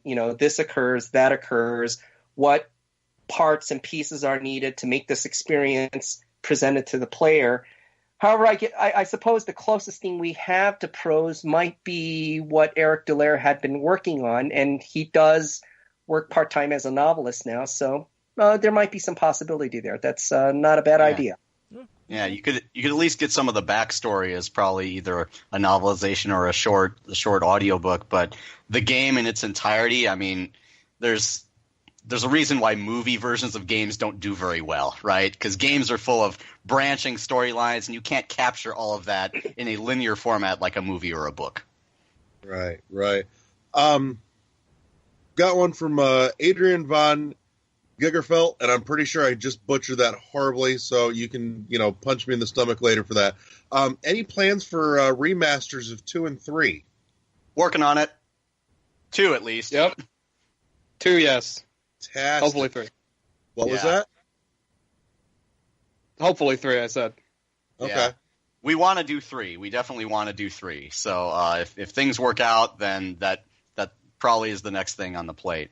For 2, I don't know if maybe we can tease a little bit about this. I mean, Tommy has already done it on the page, so I figure it's fair game. But one of the biggest complaints about Journeyman 2 is the small play area, the small window where the play, the graphics are rendered. How come it's not bigger than that? It's like it's really it's mostly interface, not enough game window. We're doing something about that. So fantastic. So let's take a look. What else we got here? We've got a handful of stuff from Vachilio Dimitri, who I actually spent some time chatting with last night. Very cool. The first one that I got from him on Twitter was pretty well hit on. Well, I'm skipping over to something else here. Want to ask, any chance that we see these games come to something outside of PC? Is this something where, especially now there's a controller format for this, with the Steam release, is this something where we could see maybe downloads of this show up on XBLA, PSN, eShop kind of thing? I'm happy to do it. I just need the hardware. Well, the Nintendo Switch development kits are only $500, so. That's a lot of money for someone who doesn't have $500 to burn. You know what? Here's what we do right now. We open up a crowd fund for, to get you guys $500 to get you a Switch dev kit. Hey, if you guys can do that, just use the tactic that I've been using for years working on this. Beg, borrow, and steal before you have to buy anything. All these controllers, everything but the Steam controller that I added for the Steam release is all controllers I've borrowed from friends. It's like I don't have a PS4. I just borrowed a PS4 controller from, my buddy Jonas. And so it's like, all right, PS4 controller support, here you go. So So the potential is there. It sounds like it's literally just comes down to the scratch. Yeah. The other thing about those major consoles is that because the console market is so huge and expectations are different from PC, the console vendors, Microsoft, Sony, and Nintendo, have much stringent submission requirements, which may not affect the PC version as it stands right now, but if we're putting together something for release on console, we may be under a bit more scrutiny as far as what they think is okay for going onto their platforms. And so that would incur a little bit more development time. Okay. I think Nintendo has opened up a little bit more due to the Binding of Isaac theme-wise. So I think you guys would be fine on Nintendo. I think, as usually, Nintendo might actually help you guys if it's a really good game. Like if you, it's kind of like Sony has Double Fine with some of their adventure games, and like Nintendo really doesn't have an adventure game. So if this might hit like a whole new audience, playing this game and taking something like this on the go that doesn't require your PC, make it an eShop digital thing. I think a lot of people will pick it up on Nintendo.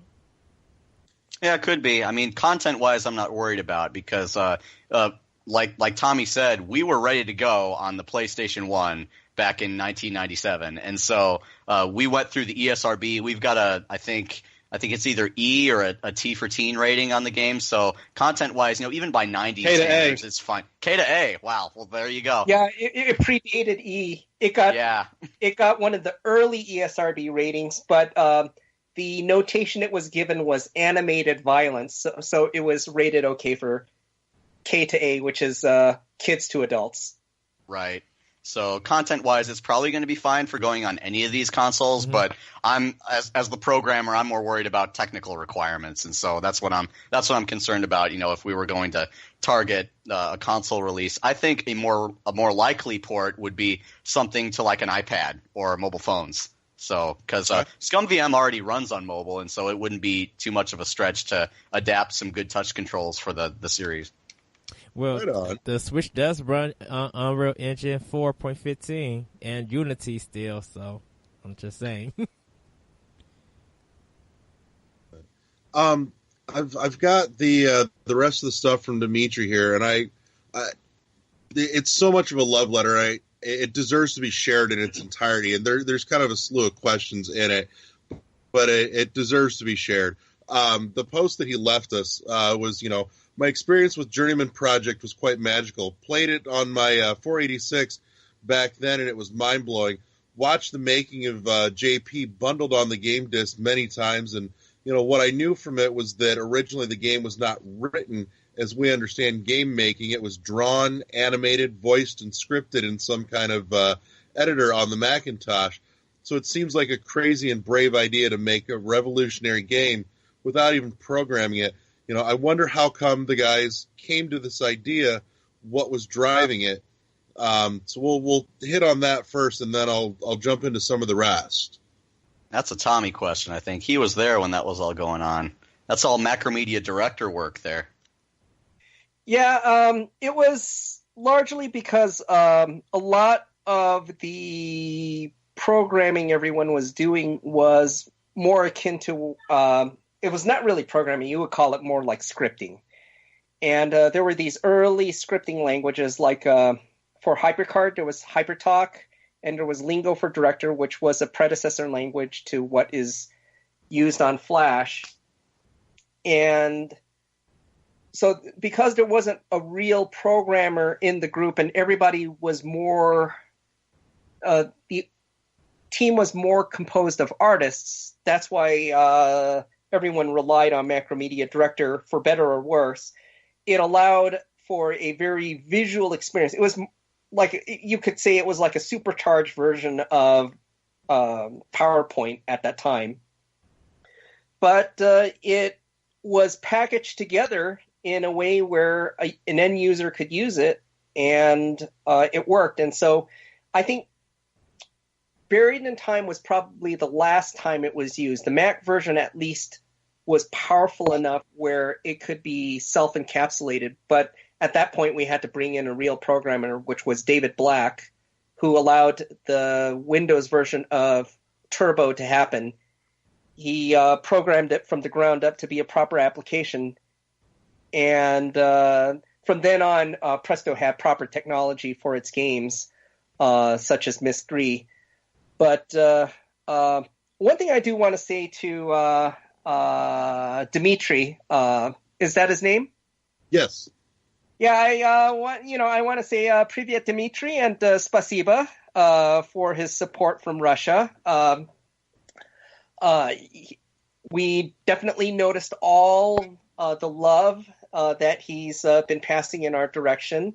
And one thing I want to say that's really interesting about the Russian fan base is that there was never a Russian version of the Journeyman Project ever officially made.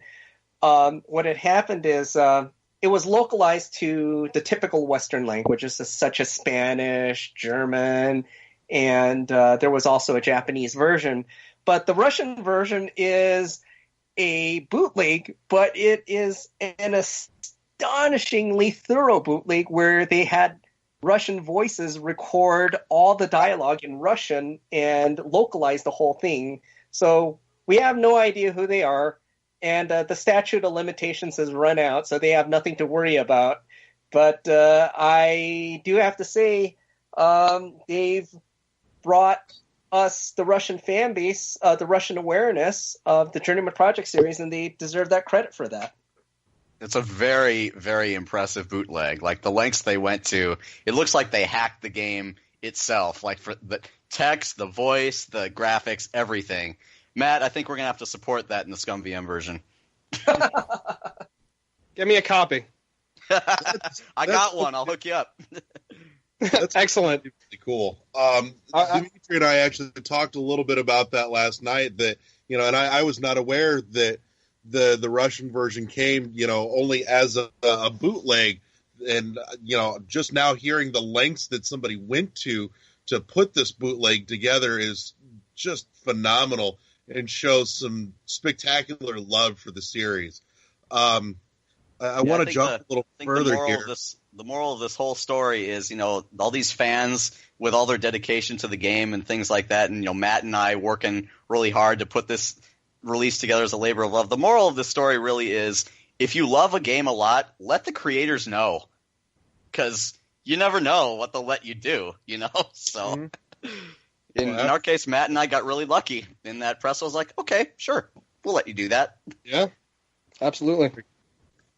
So, and, you know, let them also know, just if you have nothing else to offer, let them know, for love of God, by buying the game. Make it a tremendous success all over again. Thank you very much, Larry, for that. That is true. You know, and we ran into this, you know, this was a point of conversation a couple months ago when we had on the guys that did AM2R, which was the fan-made remake of Metroid 2 from the original Game Boy. And when that got the takedown notice from Nintendo, you know, Milton was an absolute class act, and, you know, there was no outrage from him, no, you know, he just said, you know, honestly, I kind of expected it, and do the best thing you can do. Show them we want this. Buy the official stuff. Vote with your dollars.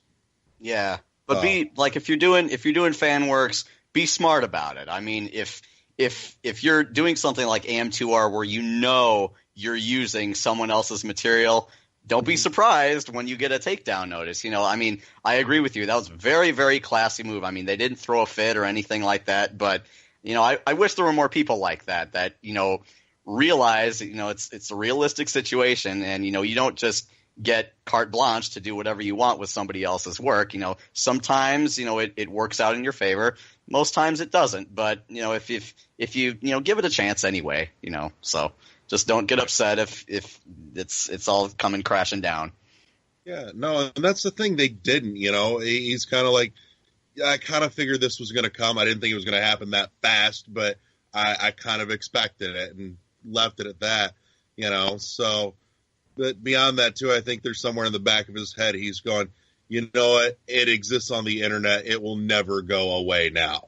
So, well, part of me also thinks that, the experience that he gets working on something that's experience that he now has. You can transfer that to other projects. It's a net positive, I think. There's always something good to come out of an experience like that. Oh, yeah. And him and Steve are working on just the beginning stages of something new. So there's something cooking. Awesome. Well, and now they've got something they can point to and say, hey, look, we've got skills. Look at what we did. Exactly. To their credit, AM2R, nailed it as our game of the year last year. So, that was hands down my favorite thing to come out of 2016.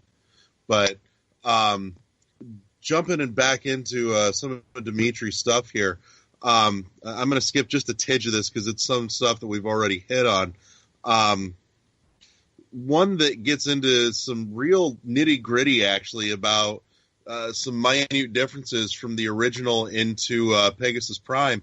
Says, another question which started to bother me lately. After I bought Pegasus Prime on Good Old Games, in JP Turbo, everything looks like the story was meant to be seen in a direct order.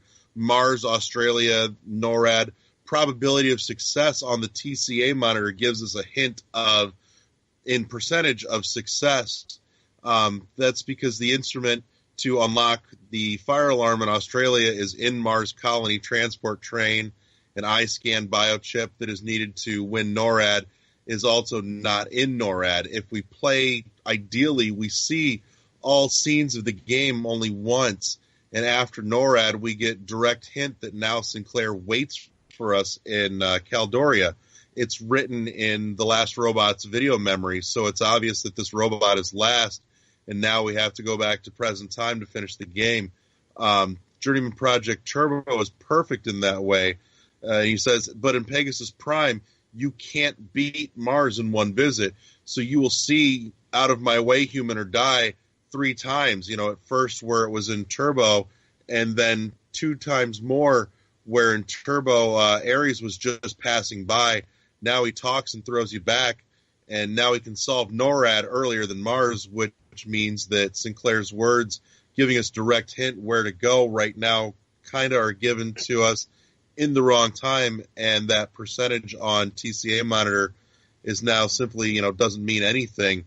Was all that made intentionally? And I apologize, I totally threw this huge slew at you, but, it's nitty-gritty and it's interesting stuff.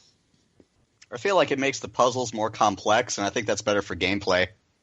So, no, but I think Dimitri does have a point, which is he played Journeyman Project Turbo in a particular order.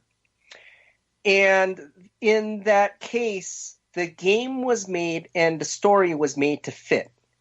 And so because we had the game coming together and the story was laid on top of it to fit the gameplay that was already in place, and it was happening organically, it all fit together reasonably well. The problem that was encountered with Pegasus Prime in a remake was a lot of new expanded elements were added to the environment. Wow, we have more time. Look what we can do. And we didn't learn this until after the fact, that we were actually changing what would later become beloved experiences for nostalgia's sake, because from the point of view of the creators who had just seen this fresh created just a few years ago, there was no sense of nostalgia at that time. It's almost like the way George Lucas would look at Star Wars. Well, I made it. I don't have any sense of nostalgia about the experience. He does not have that audience experience, and he just goes back and adds things that weren't available before whether or not it may necessarily make sense. And we were trying to be rational in terms of what was added to Pegasus Prime to expand the gameplay. And so one thing we noticed fans responded to in the original 1997 release, for the few fans that did play it, is, wow, why was this missing? Why was that missing? Why was this different? Why was that different? And in many cases, Pegasus Prime also had its deadline crunch, and a lot of things did go missing. And so in the re-release, a lot of the experiences that were missing were added back to make it more like what fans originally experienced in their original play of Journeyman Project Turbo. However, Dimitri is right. There are huge fundamental changes in the gameplay because of the way the environments were expanded, the way the inventory items that could be discovered are distributed differently among the environments.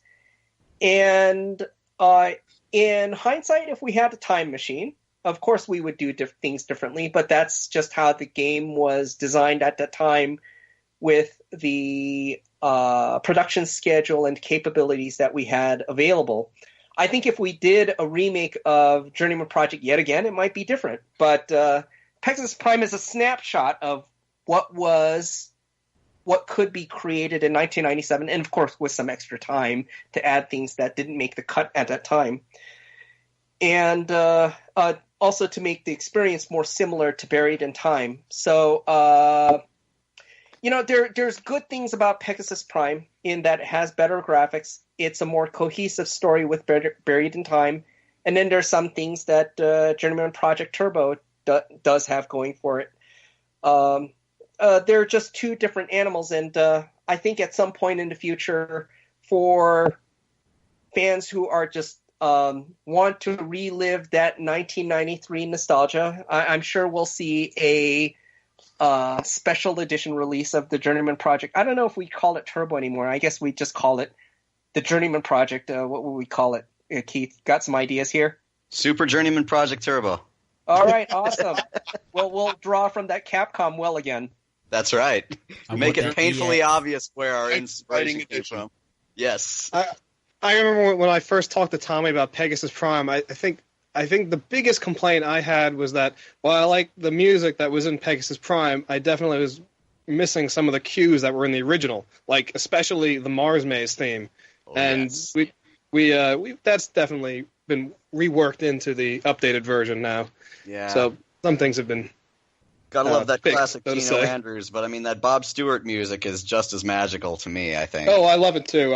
It was just more like, I remember playing the game the first time, like, where's the Mars Maze music? Yeah,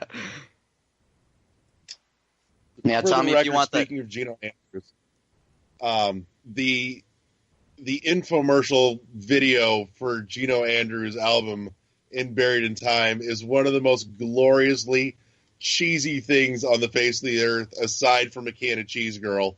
But I gotta tell you something about that, Larry. Every song you hear in that commercial, that's a real song. That song exists.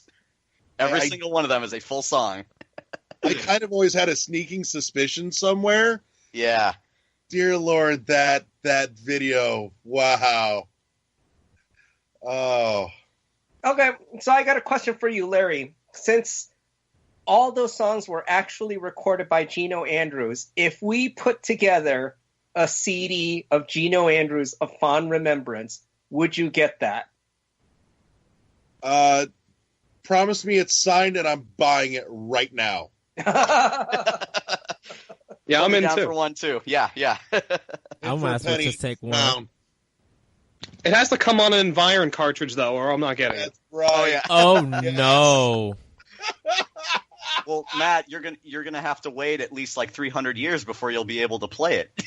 Well, It's okay. That's It okay. just means we have something to look forward to. Yeah. Which, speaking of, I would buy it. Just touching back, I wanted to make sure that was out there.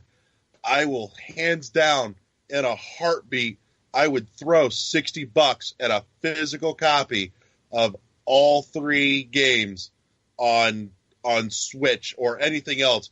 But, dear Lord, if that was pressed to a physical copy for the full collection, the trilogy, money is in your hands in a heartbeat from me.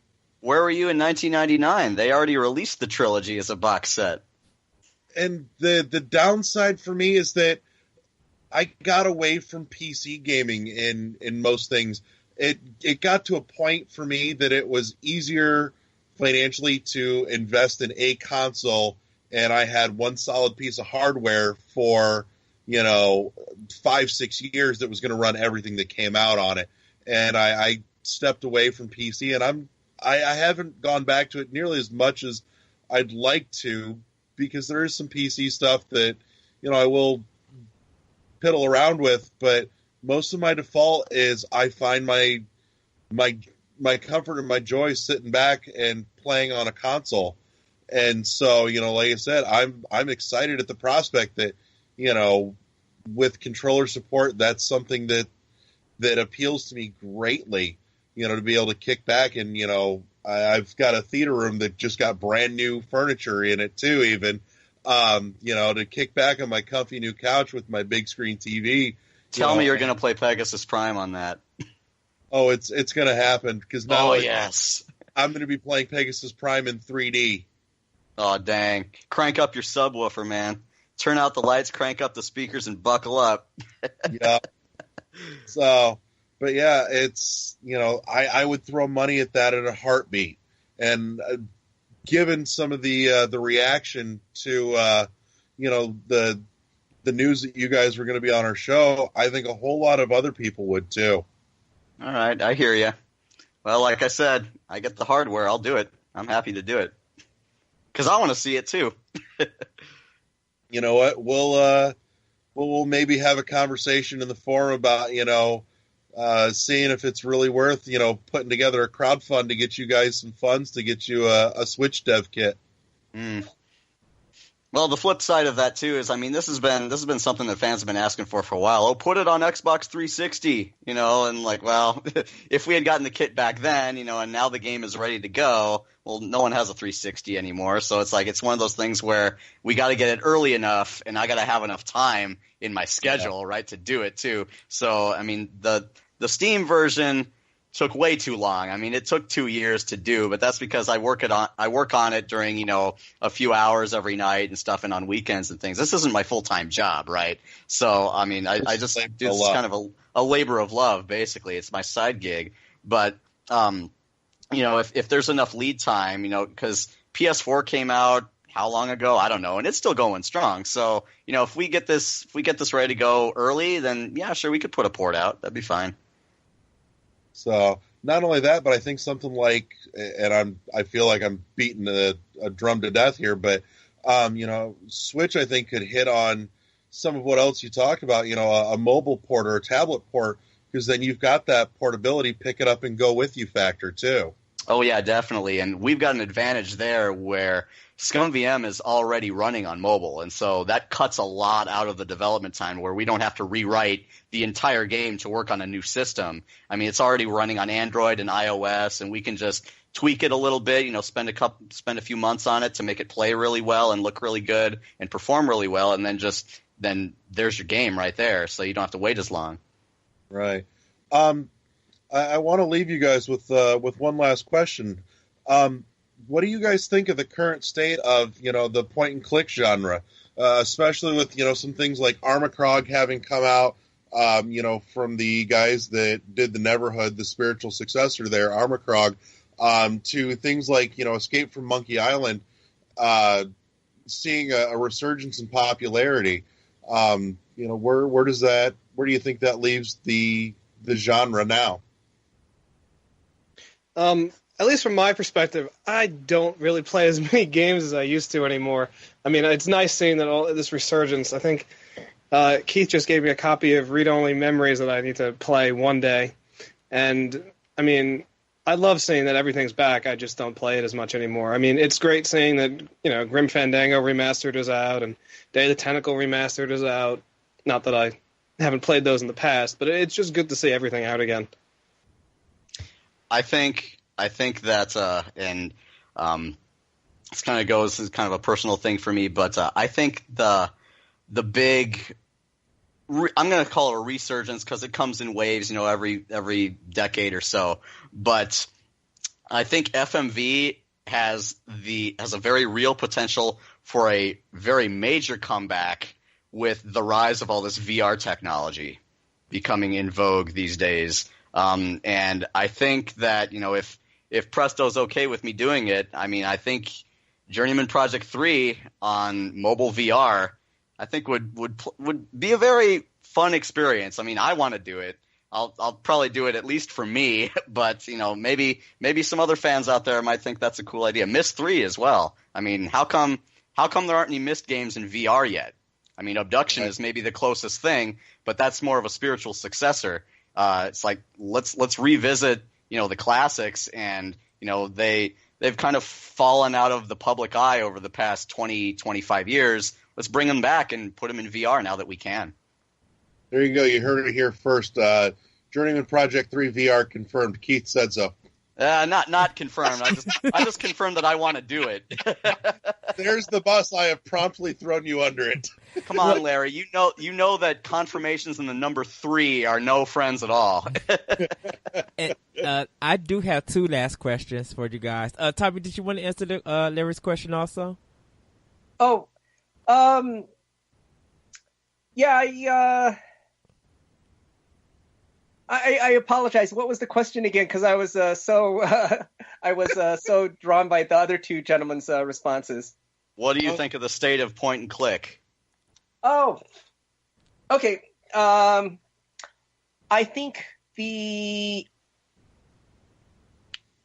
maturity of the mobile space has finally made a lot of this possible, where now that we have bigger screens on mobile devices and we have tablets, a lot of these games are perfect candidates to be ported as such. And I think what Keith had said earlier about bringing this to iOS, this would be great to play on iOS.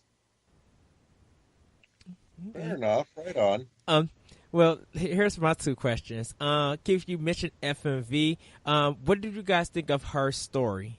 I love it. I love the way that they did it. I like the main interface and kind of the main mechanic of, okay, you're kind of exploring these clues in kind of a computer. I think that's a really nice way of presenting the game, and I think it's really, really interesting gameplay. What I love about Journeyman Project is that the game is discovering the story. That's a large part of, like, you're thrust into Turbo or Pegasus Prime, and you don't know what you're doing. You just start the game like, who am I? What am I doing? Like, where is the story going? It doesn't like spoon feed you what you have to do at the very beginning. Part of the game is discovering what you have to do. And I think her story is kind of like that kind of detective thing. What is going on with this person? I need to kind of look at all these interviews and try to piece together what's going on and try to form a story in my head. And I really like how her story does that and how it presents it.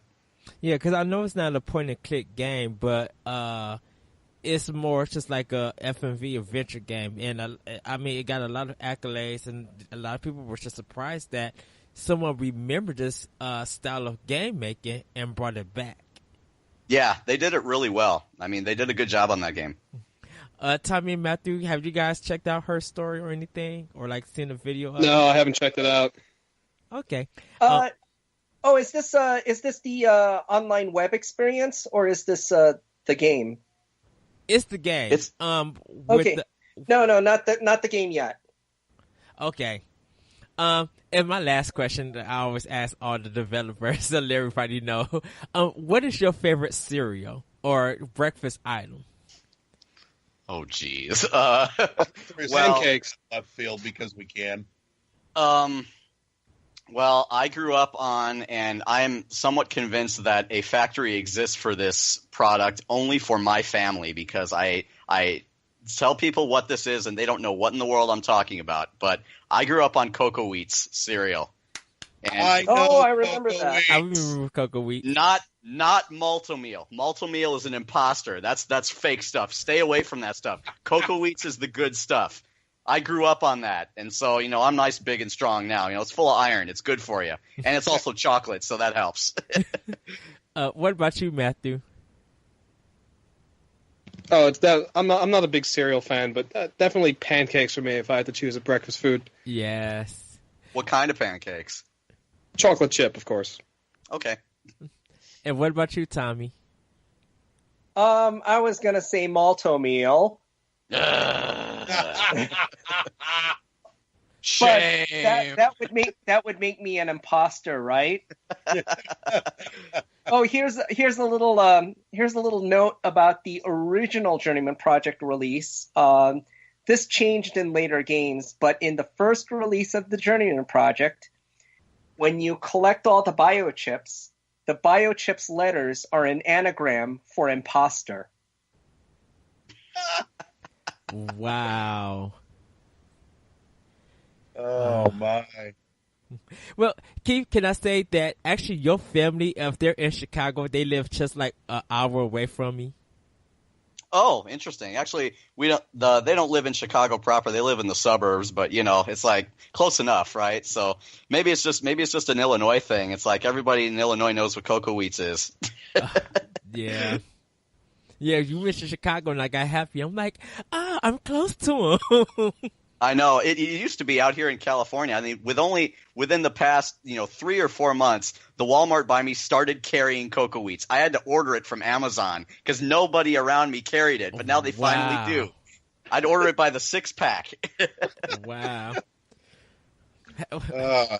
I used to have like Fruitios and Chocos from Aldi's. Like my grandpa would buy them for Aldi's. Yep. And Yep. I'm Yep. Like when you can't have Fruit Loops, Fruitios was the best. Sure, I mean, my dad would do the same thing too with whatever generic stuff Dominic's or Eagle would have. It's like, it tastes the same. And I'm like, it doesn't taste the same. I can tell. So my inner child demands that I share this little nugget of nerdiness with you. Journeyman Project for me was, just at that right time of childhood where the imagination was still there and the urge to, go out and play pretend. And growing up as a kid, some of my go-to toys were Legos and also Kinects, which lent itself very nicely for me to, go out and play pretend because I would make myself out of Kinects the little monocle, Gage's monocle, and I could wear it around and pretend to be Gage Blackwood when I was a kid. That's awesome. Nice. So it happened. Somebody did it. It happened. But one last thing we want to hit on before we start wrapping up. You guys have been gracious enough to put together some stuff for us to give away, and I kind of want to share what's on the table here. We've got a third, a second, and a first place prize to give away. Third place, we've got a copy of the Pegasus Prime soundtrack. Second place, the soundtrack and a copy of Journeyman Project Pegasus Prime DVD physical release. And very, very graciously being given away here by the guys, we have a autographed copy of Journeyman Project Pegasus Prime to give away, along with a copy of the soundtrack as well.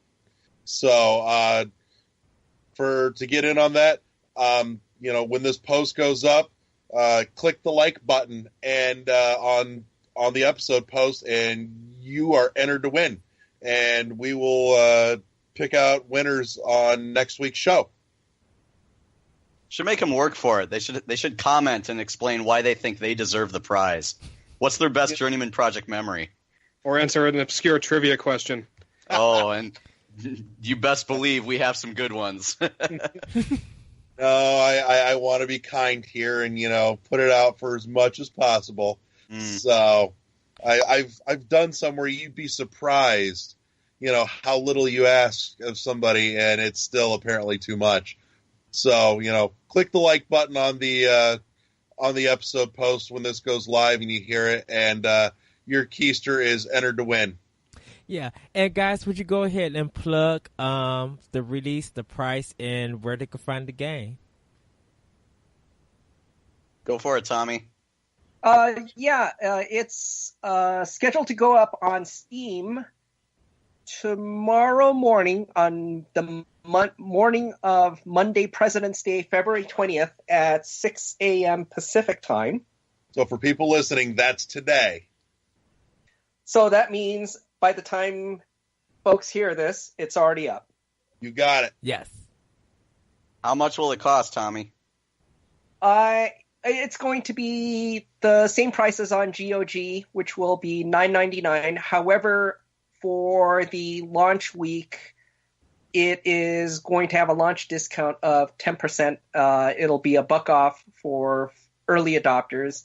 And so for Steam fans, get in on it right away. All right. And would you guys like to plug your Twitters or where we can find you and get connected with you guys? The easiest way to find all the links is on just simply the journeymanproject.com, and it'll have the link to all the pertinent websites. One thing I'll also add is a shout out to the Museum of Art and Digital Entertainment, the MAID. They're graciously having me as a guest at GDC, where Journeyman Project will be presented.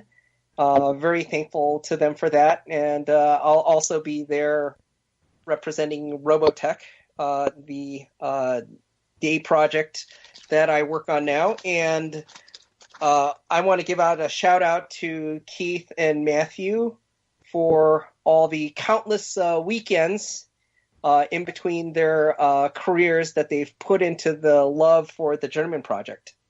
Totally worth it. That was an absolute pleasure. Mm-hmm.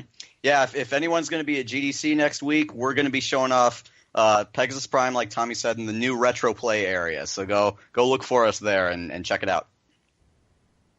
Right on. And Matthew, where can we find you and all your good stuff? Oh, I am the absolute worst with social media, but I guess you could try my Twitter of clone2727. Just don't expect a response, because I never use it. You've got a blog, too, don't you, Matt? Yeah, clone2727.blogspot.com. Though I don't think I've updated it in the past year and a half. So there's some good development anecdotes in there, though. So if you're interested in that, take a look, take a read. It's pretty fascinating stuff. Right on. And Keith, how about you? Where do we find all your goodness? I'm pretty active on Twitter. My Twitter handle is ablitter, ABLITTER, and I tweet quite a bit, daily. So mostly about old Macs and VR and stuff, but occasionally some silly things. So just ping me there, and if you got questions about Journeyman Project, I'm always happy to talk about that game. Oh, fantastic. Eddie, plug your shit. Yes, you guys can find World 11 Podcast on Twitter at World1_1 Podcast. You can find this show and more of our episodes at shoutengine.com and on iTunes. You can listen to my show, Optional Opinion, that I have on the Anomalous Radio Network.podbean.com, SoundCloud, iTunes, Google Play, and other podcast apps. You can follow me on Twitter at ThatRetroCode. Join and like us on Facebook at World 11 Podcast Forum. You can also email the show at world11podcast at gmail.com, WORLD11 at gmail.com. World11podcast at gmail.com. Like Larry said, like and share the page to enter the contest. You can check my writings at IGN.com under anime, ENIME, for my optional opinion blogs. I also write for Skirmish Frogs called I do a blog called The Moment, so you guys can check that out, where I talk about classic games and how they play a part in my life. So you also could do that. Let's see, anything else? The Frozen Machine, you can find them at Twitter at The Frozen Machine. That's Adrian Nieto's crew and his development. So follow them and check out some of their games. Tuna Cycle is out, so do check out that game too if you're interested.